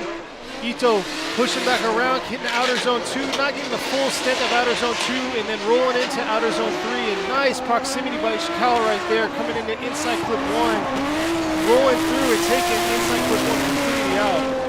Really good proximity from Ishikawa towards the last half of the track, but as you saw right now, fresh to your mind, he just had almost maybe 2 tires off on the inside clip, taking out the inside clip on maybe the right side of the car. Supposed to skim it with your left front bumper, but right here at entry, Ishikawa looks like he makes a big mistake right there, right there. So I'm gonna have to ask them for a different cam view, but right there, Ito does not do a good job on running with angle, but his line is fairly well. He makes it all the way to the outside. And right there, yeah, it looks like Ishikawa's 2 tires off on the inside clip. Let me go ahead and review some of this stuff. So yeah, definitely have to get a better view on that that huge correction he made coming out of 3-2-1, initiating into the outer zone 1. They're going to see what happened along those lines, see if he straightened up or what happened. At this point, every bit counts for the judges. But yeah, you just saw Junya Ishikawa on the chase, while Monkey Ito in the JZX 100 Chaser on the lead. See, they're going to get another replay view up on the screen.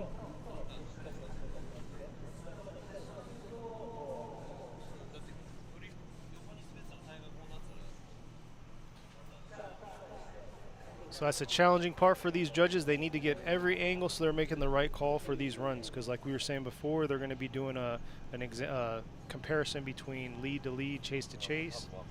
Here you go. This is a little bit better view right here with the drone view. Coming through.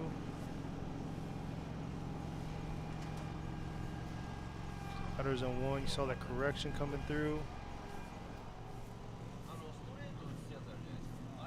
Little tight. Ito was right there on the outer zone 3, right up against that wall. Then right here's where he come off. Gets about 2 tires off track.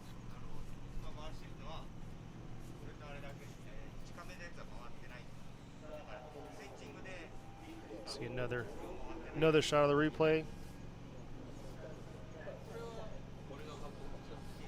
Right here, there's where he like whips back around with the huge correction.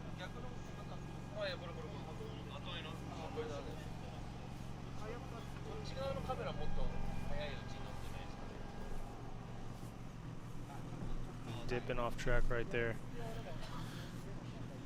Still talking, getting in enough, getting that right call put in. Robbie's in the zone right now, analyzing. And then they threw us on commercial break.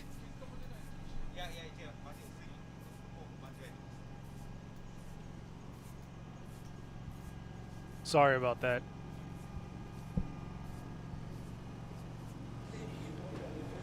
Trying to get one more replay view of it.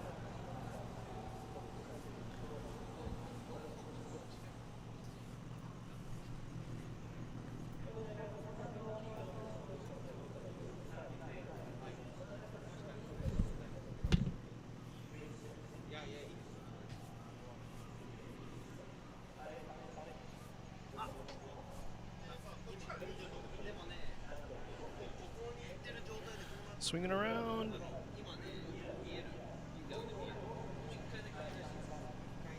So for those of you watching, they're really trying to see that start coming into outer zone 1, that huge correction by Ishikawa right there in the chase. You'll see how he corrected, and it almost looked like he completely straightened, which is going to be a huge factor on how the judges look at this. So here we go right here. Both coming into 3-2-1 initiating, and then there's a huge correction right there.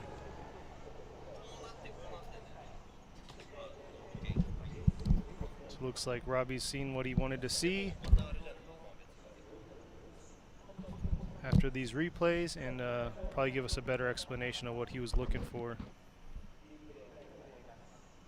The 2 tires dipping off track, that's acceptable. What is it, after 3 it's just... Yeah, 3 is an incomplete, but what we were doing is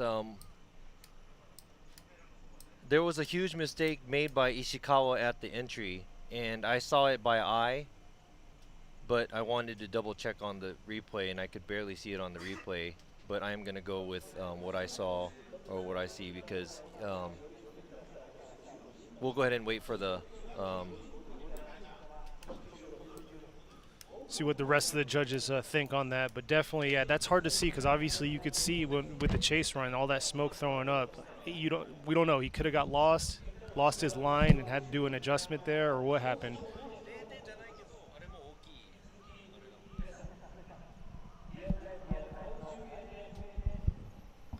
Yeah, so I think it's going to be an addition of everything, where we're going to have to go ahead and go over both of the runs. And I really hate doing this, but I like to watch 2 runs that are, spectacular and exciting to see, but we're going to have to start nitpicking who makes the mistake where. Ryan with Ito, Yoichi with Ito, and Robbie with Ito. So that huge mistake right there probably was a factor for. Yeah, so I'm going to speak in behalf of both the other judges, and hopefully they're probably feeling the same way. But yes, it looks like Ishikawa made a mistake when he was entering, and also he made a big mistake where he dipped 2 tires off, knocking over the in-clip at the end of the track as well. And Ito, it wasn't a great run by Ito on both sides, but at the same time, he made less mistakes than Ishikawa. And Ishikawa looked like he was trying to play catch up at the end because he made that mistake, and that's probably what happened where it threw him off on the entry and probably fell behind a little behind Ito right here. Definitely So the difficult right there, that's where I saw understeer by Ishikawa. He doesn't make it all the way out to the outside zone. Ito looks like he is running a shallower line, trying to play a runaway. But right here, Ishikawa tries to play catch up. He gets way too close, transitions too early, and there's 2 tires off, knocking the inside clip over on the right side of the car, which is definitely not what we want to see. So adding and subtracting everything we saw from the lead car and the chase car, lead to lead, chase, chase, this is our decision. Definitely a tough decision, but thank God to all those replays that we were able to see. But then we also got the drone footage, so that battle has done. So Monkey Ito is going to be pushing on to the top 16 in his JZX 100 Chaser. So coming up next is going to be number 17, Jin Horino, against number 63, Yoshimi Mori. So Jin Horino is going to be with Good Ride Team Tops Racing with Project Mew in his S15 powered by a 2J, while you have Yoshimi Mori in his Team Mori S15 also powered by a 2J. So Mori is 63 years old. He's probably the most oldest, most experienced. There you go. Like say drifter in the world. I mean, doing well, it actively doing it. Yeah, level. you're right. Yeah, you're right. Yeah. So he's 63 years old. He's driving that car. He owns a shop in Kanagawa Prefecture called Auto Service Mori, I believe. And Jin Horino is from way up north, the northern side of the Kanto area of Japan. Not Kanto, the Honshu. So the big island of Japan. So he lives up north. I think he's from Akita or something. Wow. So traveling down here was a hike for him because it took us about 8.5 hours to go from Tokyo area to down here. Yeah, but they have a cool setup. They have this big bus. They trailer their car. I was looking at it from last event. All right, here we go. Horino with Mori. Horino in the lead with Mori in the chase. Coming through. Horino swinging around. Ooh, something happened there with Mori. Looked like he might have had a little bit of tap to him, but here comes Horino, not phased by it, pushing through to the touch and go. Swinging into outer zone 2 to outer zone 3, riding that wall completely, coming around into inside clip 1, finishing off. Yeah, so that was one obvious move that looked like he did tap Horino. We'll go ahead and check out the replay. But man, Horino over here riding that wall. Yeah, Horino did a great job on his lead run. He did what he was supposed to do. And also, he did get tapped by Mori, it looks like, right about there. There was a love tap by Mori, knocking on his door, but Horino said, you know what, I'm just going to keep doing what I have to do, and he kind of goes in late on the outside zone 2. Riding that wall. Woo. That's a ballsy move. It is. By any driver, but yes, because of that hit and spin, Mori is going to get it incomplete on his chase run. But just to remind you, Horino can't play it too safe because we could also give him an incomplete for an inactive chase. That's true. If he gives him too much room because he has this advantage, let's say, because the other car is. So Mori needs to push through and give that solid lead run and get Horino trying to get on his back. So let's see what he's going to do for him. Coming up back up to the start gate. Usually these are the times when you see something crazy or a spectacular run, because Mori's like, you know what, I have nothing to lose now. I'm just going to do what I'm supposed to do and run my close to 100-point run as possible. And just throw down. And when that happens and the chase car is experienced and if the chase car does a great job, that's when you see beautiful tandems.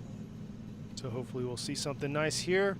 See what Horino's going to do as the chase and see if he's going to keep on his rear door or his rear fender.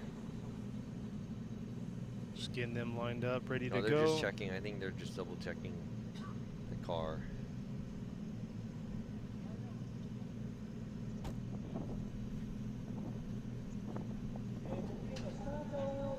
Just a tap, so probably just wanted to make sure there's nothing about to fall off and stuff like that. Exactly. Usually the official does a good job checking the car. They'll tape up whatever it has to be. But yes, the cars cannot be touched in between the battles, so you have to do a lead run and a chase run, and that's when the battle is over. So in between that, you can't do anything. So Mori right here in the lead with Horino in the chase. Mori pushing through, coming into outer zone 1, trying to give that flare right in outer zone 1, right where he needs to be. No, he a little bit deeper.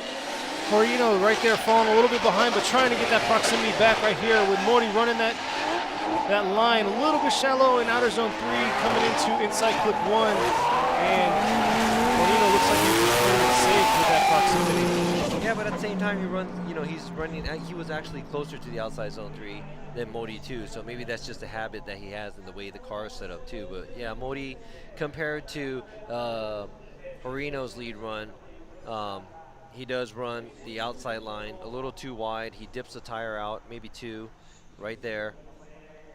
Not where you want to be. If there was a wall, car would be mangled. But right here, a little shallow on the line on the outside zone 3. Looks like Horino goes a little deeper.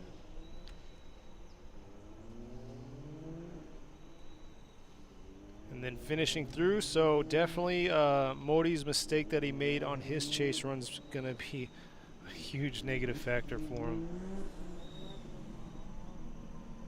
So let's see what Ryan has to say. Ryan's got Horino, Yoichi's with Horino, and Robbie is with Horino right here. So Horino is going to be pushing on to top 16.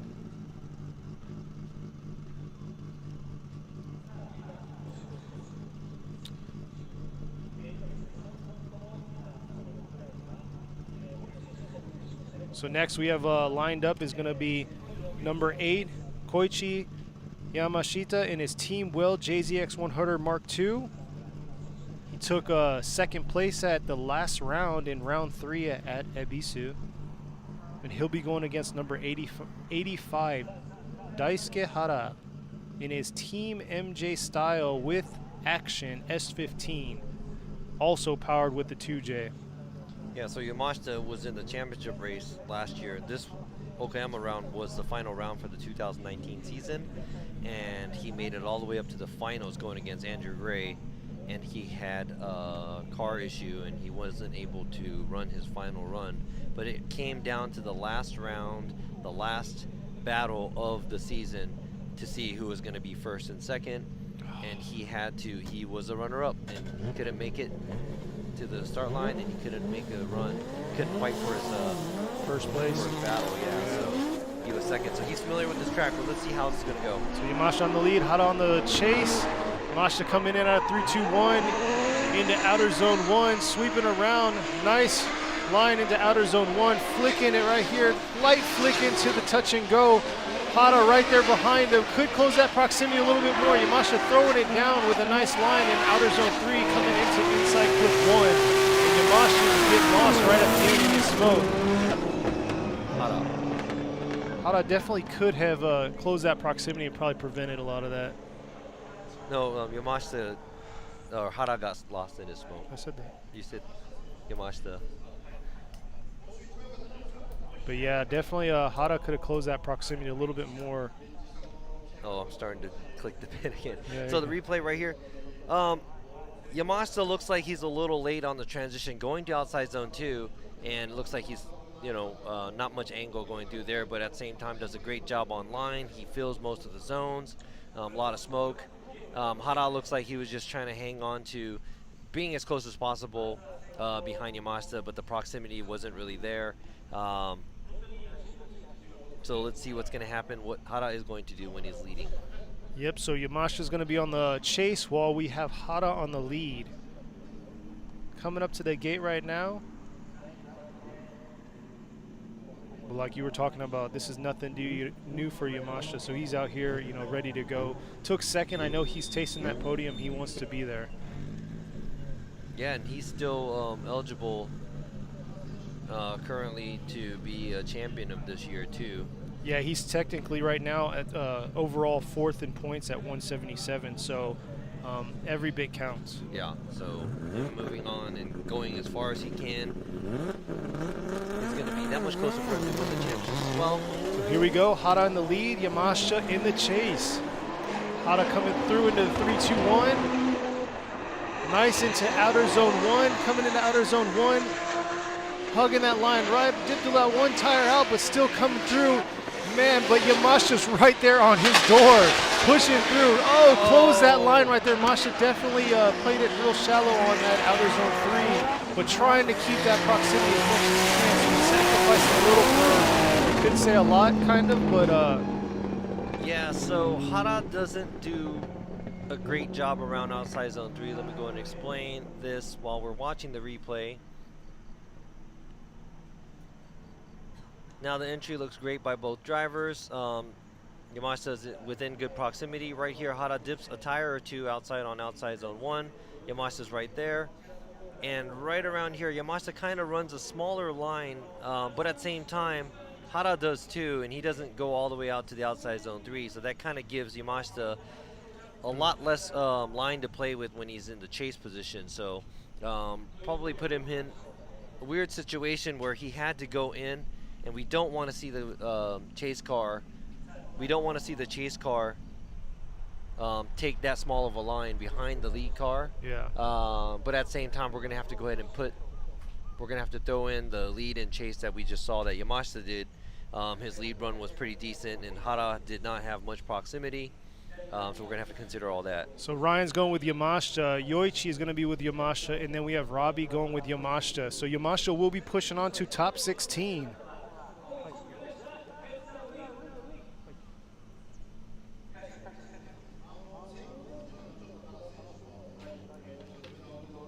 So yeah, like you said, cross-comparing them both, and Yamashita definitely had a solid lead run. Yeah, but I think we are looking closely on the lead run where they're not trying to run away. Yeah. And seems like Yamashita was trying to run away from the chase car after this ad-band bridge where the touch and go is, because they kind of shallow up, you know, and it looks like the car is trying to go straight. And, you know, I know at a transition, every car is straight for a split second because, you know, you're going from one drift to another, from one, like right here, the car's going to be swinging to the right, then it's going to be swinging to the left.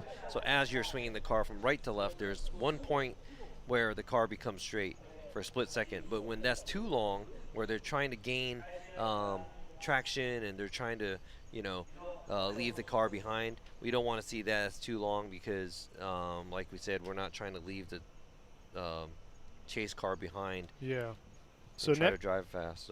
So next coming up, so we have number 15 already at the start line is going to be Katsuhiro Ueo in his Valino S15 powered by a VR38, and then he's going to be going against number 168 Masayo Minoa in her Heyman TM Labo JZX 100 Chaser. So Ueo is the second qualifier, or I'm sorry, he qualified number 3. Oh yes, number 3 at a 92. Sorry. At a 92. So let's see how well Minoa will be able to keep up with them. So Ueo on the lead. Ueo on the lead with Minoa on the chase right here. Ueo coming through, dipping one tire, but Minoa washing out in outer zone 1, but Ueo pushing through to outer zone 3, trying to get this clean line coming through into inside clip 1 and rolling all the way through. Not sure. I don't hear Minoa's car, so it doesn't sound like the car is on. Not sure what happened there. Definitely washed out coming into outer zone 1. Yeah, so engine must have cut off or something as they were mid-drift, as she was mid-drift, and probably just, you know, the car would start to take them out on the outside. But yeah, right here you can see how she took off, and then he, obviously the power difference. Yeah, and it's really hard because at the start line, there's a chicane for the lead car that has to drive through, so that it'll actually keep it from trying to run away from the chase car. but at the same time, they have a light that they have to follow. The lead car has to follow the light, and they have to not jump the light or leave too late. The chase car gets to leave whenever they want, depending on, you know, how fast the lead car is, so they can kind of get a jump and leave a little ahead. So when you look at it from the screen, when they're coming down the straightaway, sometimes the chase car is a little ahead of the lead car, but it's really hard to anticipate how much space you have in between the cars and how fast the chase or the lead car is going to creep up on you on the left side when you're chasing. Yeah. So it's a really hard thing to do too. Definitely a real understanding from your spotters telling you what's required, what you're going to need for that battle. Yeah, and then I know they probably try to leave as early as possible because everybody knows that Wheel's car is pretty much a rocket ship. It is. And he usually does like a fat burnout during practice from the start all the way down to the initiation. He paves his line, that's for sure. Then maybe he just traces that line every time. He already knows it. So right now they're hooking her up and going to be towing her off track, which is not a good sign at all.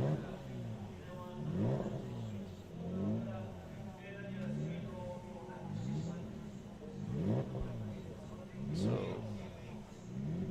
they would have to call a competition timeout, I believe, unless it starts up for some reason on the way back to the pits. But we're going to go ahead and go into a small short break. Don't go anywhere. We will be right back.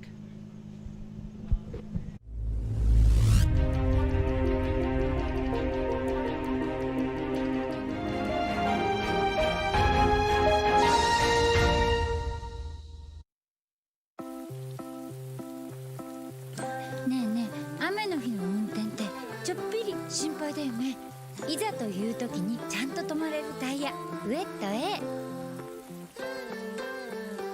ウェット A。 ウェットグリップ性能 A のタイヤなら雨でもしっかり止まれて高い安全性を発揮。滑りやすい濡れた路面でもより安心なやる。横浜革新のカーボンベゼル。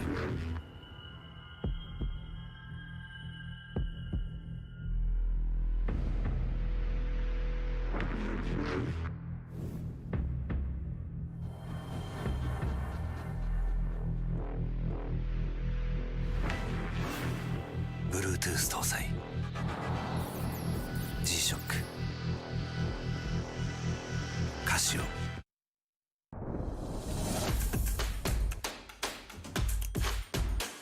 The brightness called brilliant.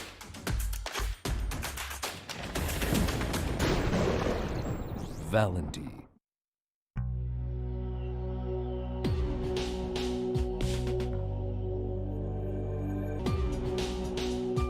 Quality of Japanese craftsmanship.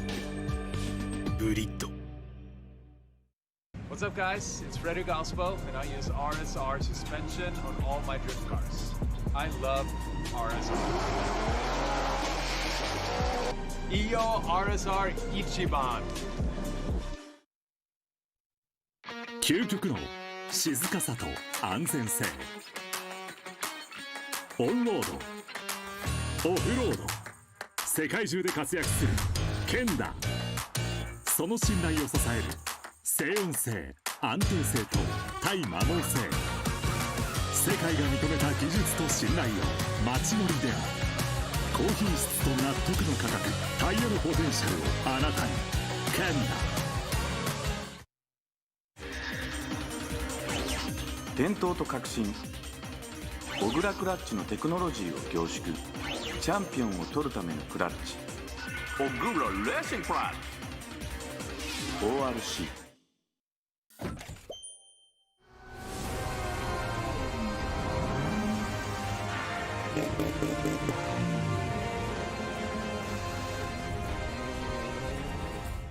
モティ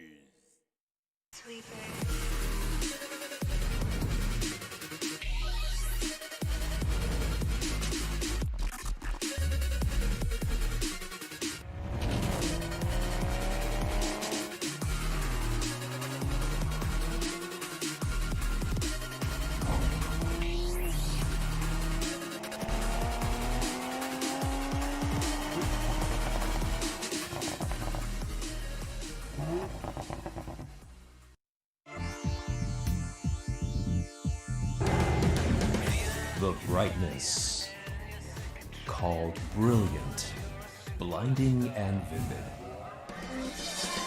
Valenti.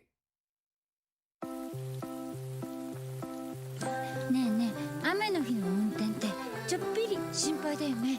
いざという時にちゃんと止まれるタイヤ、ウエット A。 ウエット A。 ウエットグリップ性能 A のタイヤなら雨でもしっかり止まれて高い安全性を発揮。滑りやすい濡れた路面でもより安心なやる。横浜。革新のカーボンベゼル。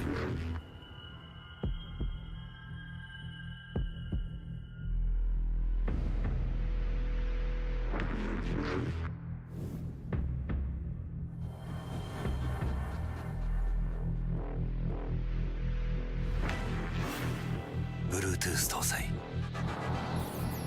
G-SHOCK カシオ。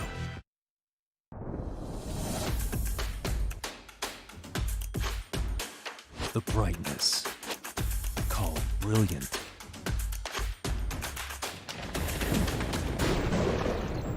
Valenti.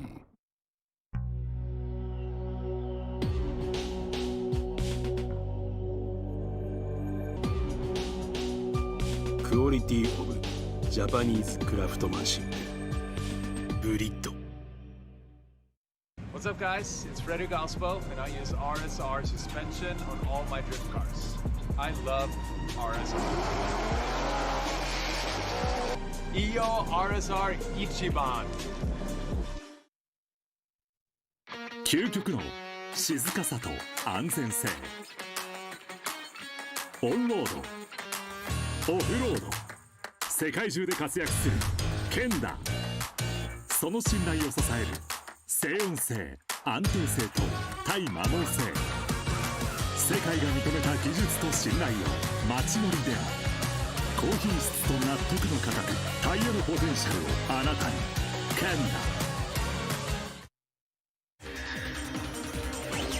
ダ。伝統と革新、小倉クラッチのテクノロジーを凝縮。チャンピオンを取るためのクラッチ、小倉レーシングクラッチ ORC。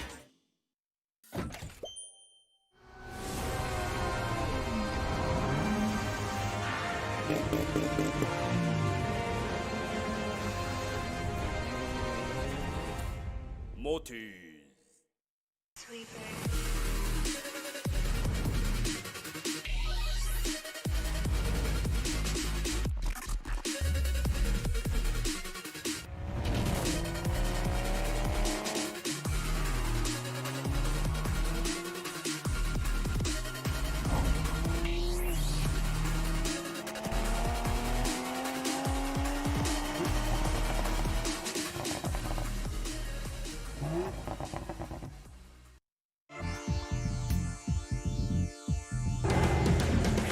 The brightness called brilliant, blinding and vivid.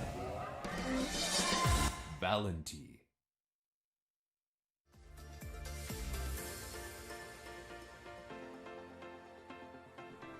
こんにちは、安藤宗です。これから皆さんと一緒に選手たちの熱い展開を見るのがすっごい楽しみです。一緒に盛り上げていきましょうね。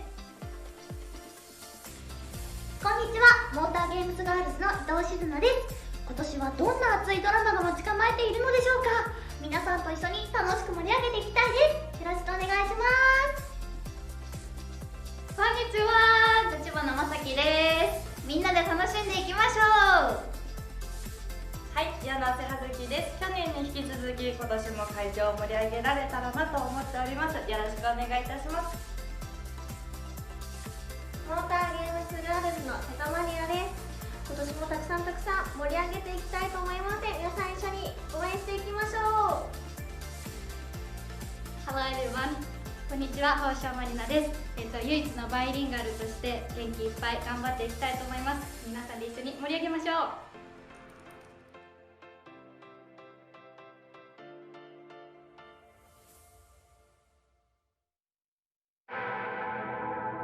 革新のカーボンベゼル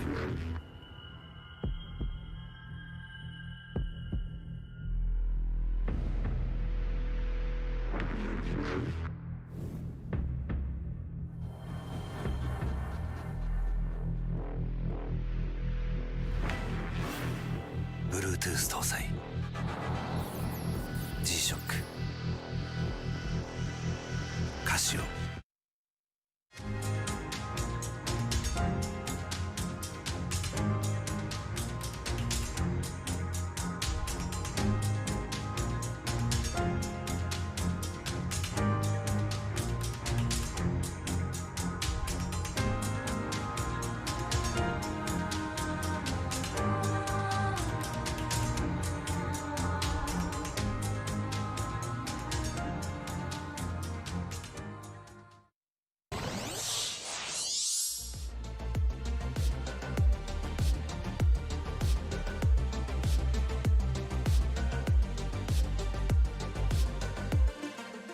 ユージ・タフォ誕生。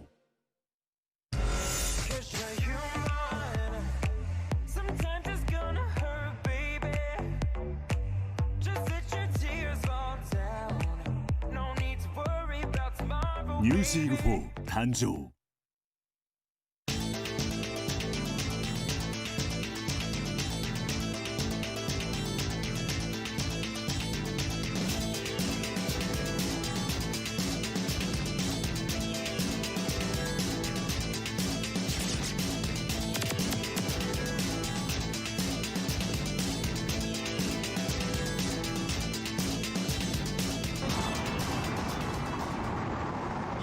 RSR Ichiban.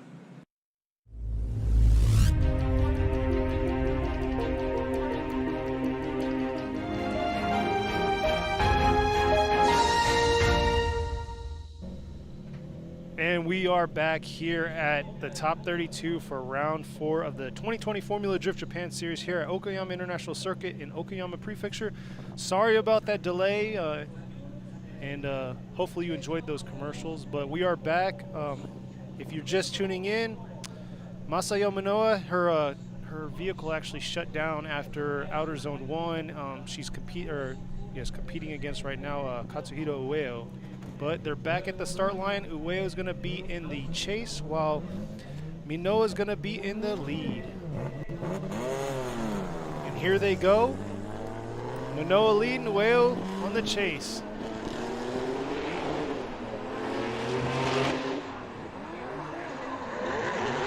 Into Outer Zone 1. Minoa right there trying to throw that angle. Switching around with Ueo right there.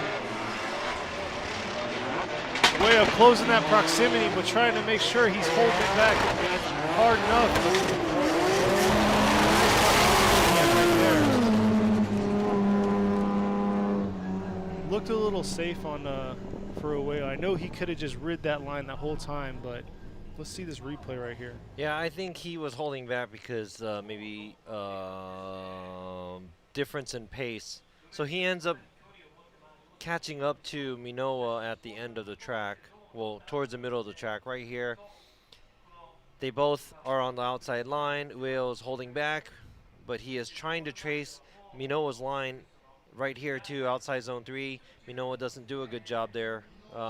Takes a smaller line, and Ueo is right there and finish line. So I think Ueo just pretty much had everything calculated where he knew there was a little bit of a pace difference between the lead car and the chase car. So here we go, Ryan and Yoichi with Ueo, and then Robbie with Ueo. Ueo's going to be pushing on to top 16. Yeah, so I wanted to see how Minoa was going to chase Ueo. The pace difference that we saw right now, I wanted to see how well she could have managed that when she was chasing too, but it looked like her car shut down at the outside zone 1, so they called the competition timeout, got the car back on the track, but Ueo gets the win, and he is going to be moving to top 16. So yeah, that right there was the delay with the commercials and everything. Was that she had the competition timeout and trying to get her vehicle back on the line, which luckily her crew got the vehicle back out there, but unfortunately that huge mistake in the first chase run. So another buy run right here by car number 84, Matsukawa. He was supposed to be going against car number 770, Yusuke Kusaba, who qualified 14th in his A90 Supra, the brand new build, but they are having issues with the vehicle and they will not be competing for the top 32. So Hashi is now making his bio run. And he will be going against number 3 qualifier, Katsuhiro Ueo at top 16. So Hashi pushing through, finishing off his bio run into inside clip 1. And you know how hard it is to debut a car, especially a car that is a new build. Nobody knows what's, the ins and outs of the car. So the A90 is probably a tough build to do. But you can also look at the builds they have in the U.S. where the A90 is ripping it in the U.S. under Steph Papadakis' team. Rockstar driver is Frederick Osbo and also Kenshiro Gushi. They're both under the Toyota umbrella, and they both debuted their A90 for the 2020 season. And you'll be able to see those cars at Formula Drift USA. I think it is the round 5 and 6. 5 and 6 at Texas. Yes. For Halloween weekend. So make sure you check that out. If you can't go there, make sure you check it out on live stream. As that's going to be a 2-day event. They're going to have a back-to-back, a doubleheader, round 5 and 6. With Pro 2 also. And they also have the Pro 2 rounds there too. So make sure you tune in for all 3 days. I will be watching it as well from Japan. Thank you, Internet. Thank you, live stream. Exactly. It's getting better and better every year. Technology. Technology is awesome. So next we have at the line already is going to be number 100, Andrew Gray in his Team Kazuma with Power Vehicles Lexus RC, powered by a 2J. Versus, pulling up right now, that is not an A90, it's an A80, iconic Japanese Toyota flagship sports car, Toyota Supra. The driver is car number 125, Yoshika Tamagawa. That is also 2J powered from Car Guy Racing. This is going to be an interesting one. This is like, the RC is not a Supra, but it's like the Lexus version of Supra. That's true. The big 2-door, and it also has a 2JZ. Oh, it comes with a different power plant, but Andrew Gray's car has a 2JZ. Yoshika Tamagawa's car has a 2JZ. Both 2 doors. Looks like the Lexus is a little shorter in height, but see what they're going to throw down. See what Andrew's going to do right here. Coming in the lead while Tamagawa, and there's a fault right there. There's a red flag. Andrew Gray, it looks like he hit a cone on the chicane. Coming back to the line. But like you said, this is going to be an interesting battle right here. And I have to say, depending on the seat position and how big the car is and stuff like that, I mean, it gets pretty tight when you're trying to leave the chicane and the start line quickly. So when you do that, you usually kind of knock over or hit a cone. But the seat position, some drivers say, oh, I can't see the light or the signal, or I can't see the cones or whatever. But so we'll see Andrew Gray taking podium both last 2 rounds. So let's see what he's going to throw down in the lead run right here against Tamagawa. Coming in, Gray coming through. Tamagawa right on his back. Oh, come no. on, Gray. Gray definitely dipping way off track right there. Coming in, Tamagawa's right there. That was a huge, huge mistake by Andrew Gray. That was like 4 tires off at the outside zone 1. I was expecting to see a close battle, but this is a very, very big disadvantage for Andrew Gray. I will be double checking on the replay, but maybe that might be incomplete for the lead car because he was carrying so much speed going off track right there. Oh, that is 4 tires off, so that is definitely going to be incomplete for the lead car, but man. Tamagawa with the advantage right here, but we're going to have to see what Tamagawa is going to throw down on his lead run. Anything is a possibility right now. I mean, like you said, lead to lead, chase to chase. Here's another view from our drones. Coming in right here into a 3-2-1 to the outer zone. Yeah, that real was hard to clearly see. way off. Yeah. It's very unfortunate right there. Man, I mean, that's kind of how can I say it? It's unlikely for Andrew Gray to do that, I guess. Especially with all of his practice runs and qualifying yesterday, he didn't have anything like that. Yeah, so this pretty much shows definitely trying to keep the car under control and keeping on the line is very, very hard, especially when the cars are rocket ships like this. And being able to tame them and keep them within the track, taking them to the correct places on the outside zones. So the roles are swapping now. Tamagawa is going to be on the lead while Gray is going to be on the chase right here. Everything's looking good. Oh, this is looking bad for Gray because he is a points leader right now for the series. Yeah, sitting currently, at 247 right now currently. Yeah, and this is top 32. So here we go. Tamagawa on the lead. Gray on this chase right here. Coming down the stretch into the 3-2-1. Gray closing that proximity. Tamagawa coming into outer zone. Oh, no. Gray faced another rough entry, but Tamagawa finishing off, coming into outer zone 3, sweeping around. So that is 2 incompletes by Andrew Gray. Tamagawa finishing off strong right there, but yes, that is rough to see right there. We are not sure what is going on with his car, but it could be 2 mistakes, it could be 2 mechanical issues, but Tamagawa actually qualified at 27, but he did a great job on his lead. He is doing what he was supposed to. And right here, Andrew Gray just goes off course, but minus that, Tamagawa flicks his car, good enough angle, makes sure he fills outside zone 2. Not so well on the outside zone 3, but everywhere else, throwing good enough angle, kind of misses in clip 1, but just pretty much finishes his run. And I would have to say it's safe to say that things are not looking really good for Andrew Gray because of both the incompletes. Yes, very unfortunate. Coming in with a lot of momentum into outer zone 1. But yeah, this whole weekend so far, I don't think Andrew Gray yet once went off track like that. So very odd to see that.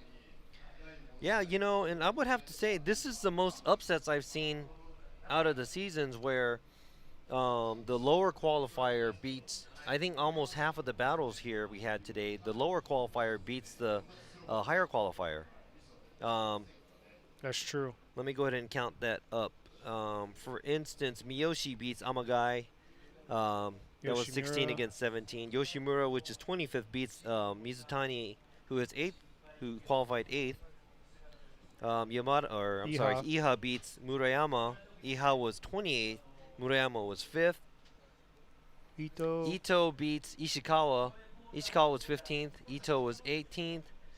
And, well, Kusawa had to bow out for his run, but Hashi moves on with the bye. And now this one, Tamagawa, who qualified 27th, went against qualified number 6, Andrew Gray, and takes the win, is going to be moving into top 16.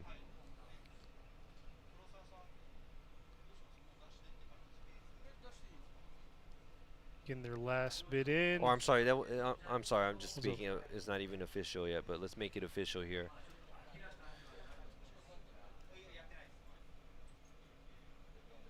Waiting for the official call here. There we go right here. Ryan with Tamagawa, Yoichi with Tamagawa, and Robbie with Tamagawa. Unfortunately, Ryan won't be moving on, but Tamagawa will be moving into the top 16.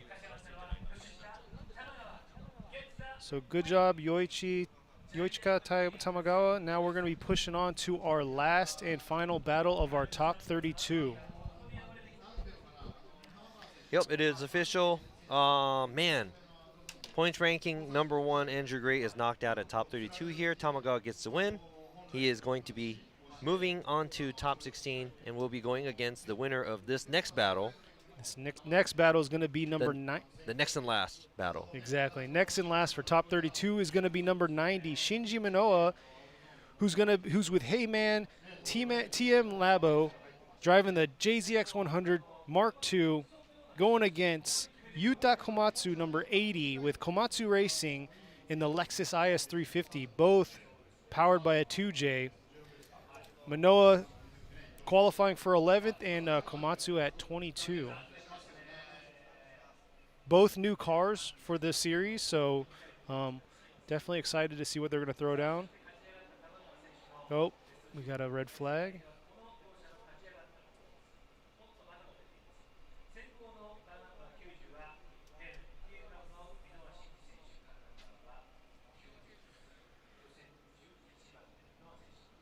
See how Komatsu's going to do. So I guess Minoa just jumped the light. Okay. Yeah. So we're going to see how Komatsu does on this chase run right here against Manoa. Manoa's been doing a pretty solid job with his line out here on all his practice runs. Sorry, cut off a little bit there. Getting the line back up. Yeah, these are obviously new builds, so the cars are like crisp and clean and new. Watching the different kinds of car builds is also there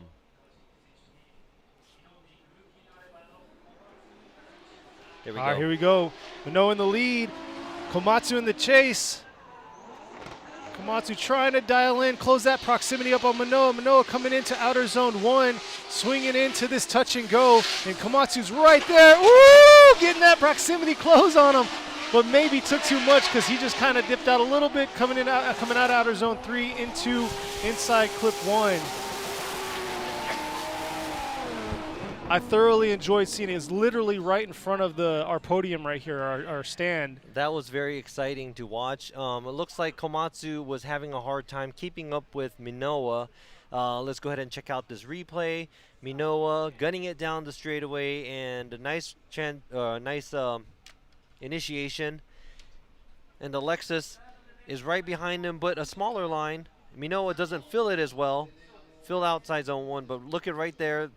The chase car gets super close at the outside zone 2. That was nice, but actually messes up the line going to outside zone 3, so he couldn't really have good proximity or a good line going towards outside zone 3 behind Minoa. So very exciting driving, and looks like Komatsu was trying to play catch up everywhere on Minoa, and Minoa looked like he was leaving him behind. Yeah, and that whenever he came close on that outside zone 2, rolling into outside zone 3, it looked like he kind of probably throttled down a little because that's when Manoa pulled away. Exactly. And pulled that proximity away from him.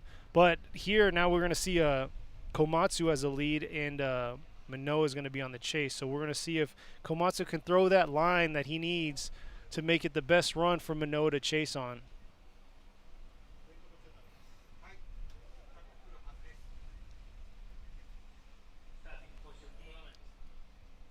All right, here we go. I know during the practice one watching Komatsu, he kind of struggled with getting full into the outer zone. So we'll see if he can fulfill all those outer zones and then push through. Yeah, because he was falling behind the lead car, but he looks like he's not so intimidated if he has to get super close to the car. But now he has nothing in front of him, so he's free. He could do whatever he wants and drive in front. Here he goes. Komatsu in the lead, Manoa in the chase. Coming through the 3-2-1. Komatsu coming into outer zone 1, getting that outer zone 1 as much as he can with Manoa right on his tail. Right here, Manoa taking right up against him, coming through into outer zone 3, and man, Manoa is right there, just not letting anything phase him. And Komatsu just trying to push through, throw the best line he can for him. Man, he was so close, he took his bumper out. All right, so at the end, it started to look sloppy for Minoa when he was chasing. He had to cut in. Let's go ahead and check out this replay. Komatsu's first outer zone.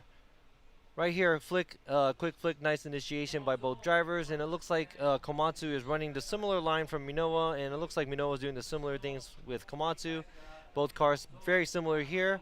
But right here, it looks a lot smoother for both of the cars in the first run.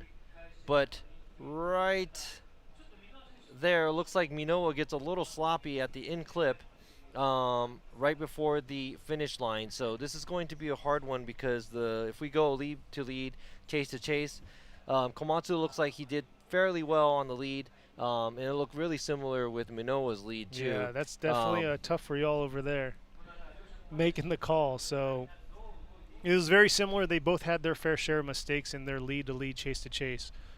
But we'll see what these judges have to say. But both lead to lead, chase to chase, they were both exciting. They both had their yeah, there flair. was a goods and bads. So especially this outer zone 2 right here. It's like that was like the locked and loaded spot for both of them. Yeah. All right, we got Ryan with Manoa, Yoichi with Manoa, and one more time by Robbie. Looks like Manoa will be going on to the top 16, and that just wrapped up all of our top 32 right there. Yeah, that was it for top 32. We have a few upsets, and we also have a few great battles that we just saw. Hopefully, we could see more close proximity starting top 16. It's going to be very exciting. Right now, I just weighed off of both mistakes and both lead and chase, and I looked at Minoa's lead or chase. He got close with proximity, and it was very steady, but at the same time, he made a huge mistake at the end clip right before the finish line, and that weighed that pretty heavily. And Komatsu had a okay pace behind Minoa and really dived in and tried. Yeah. And it showed that he was trying to get close to the lead car as much as possible, and I kind of gave it both of the lead runs a similar run. But I do see how the other two judges is going with Minoa, because overall Minoa was dominant and he was a lot closer in proximity overall. So Minoa moves on. And this is the beauty of having three judges, because we have small differences in thoughts, and that can make a big factor in the choices. But instead of having one person dominating everything, we have three guys talking about it, and that was two guys against one. Minoa moves on. This is going to be exciting to see. The top 16 coming up here in a few. See where we're at right now. Yeah, about an hour and a half, I think, is when top 16 is going to kick off, or when opening ceremony is going to kick off. But definitely was an exciting run. Would have loved to seen it one more time out of the two of them. But like you said, Manoa is going to be pushing on to that top 16 slot. But great job for all the teams that made it out here. Great job, even the cars that are going home after this who can't move on to top 16. Great job to all the teams and drivers and everything. We will be back here at 12:40 Japan time. So we're going to be back here early in the afternoon at 12:30. About an hour from now. I'm sorry, 12:40. We're going to be back on air streaming, so that's about an hour. And we will be back shortly. Thank you all for tuning in for top 32, and we hope to see you at top 16. Just leave your screen on this. We'll be right back. Or I don't know if it's another. It's another one. Yeah, so it's another okay. one to go do, another link. So go and get your lunch. Make sure you come back, get your drinks and snacks ready, because we're going to be back watching some cool tandem, and see you guys in a little bit. Bye-bye.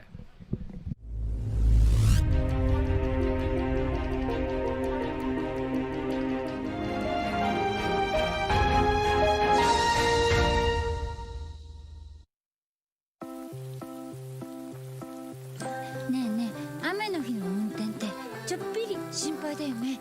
いざという時にちゃんと止まれるタイヤ、ウェット A。ウェット A。ウェットグリップ性能 A のタイヤなら雨でもしっかり止まれて高い安全性を発揮。滑りやすい濡れた路面でもより安心なやる。横浜。革新のカーボンベゼル。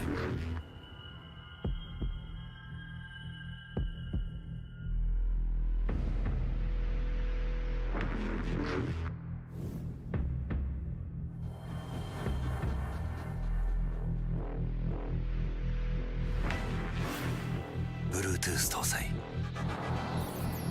G-SHOCK カシオ。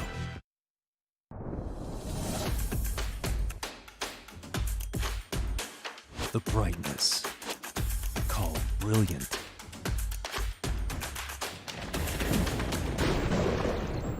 Valendy.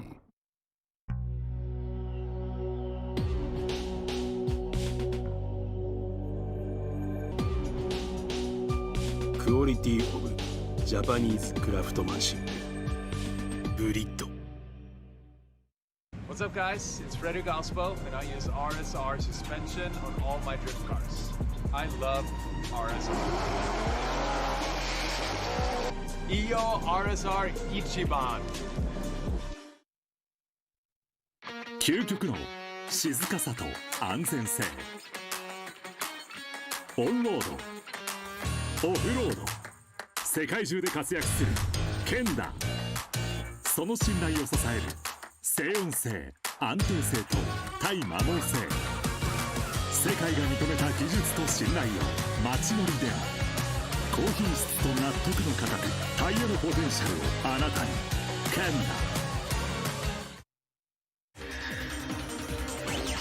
ダ。伝統と革新、小倉クラッチのテクノロジーを凝縮。チャンピオンを取るためのクラッチ、小倉レーシングクラッチ ORC。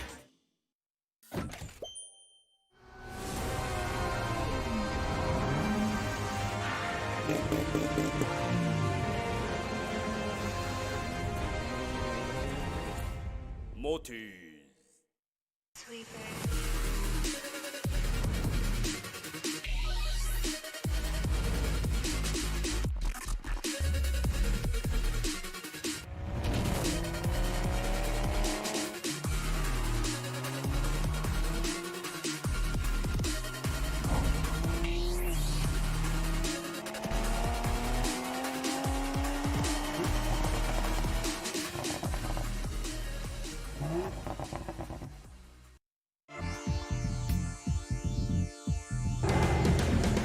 The brightness, called brilliant, blinding and vivid. Valenti.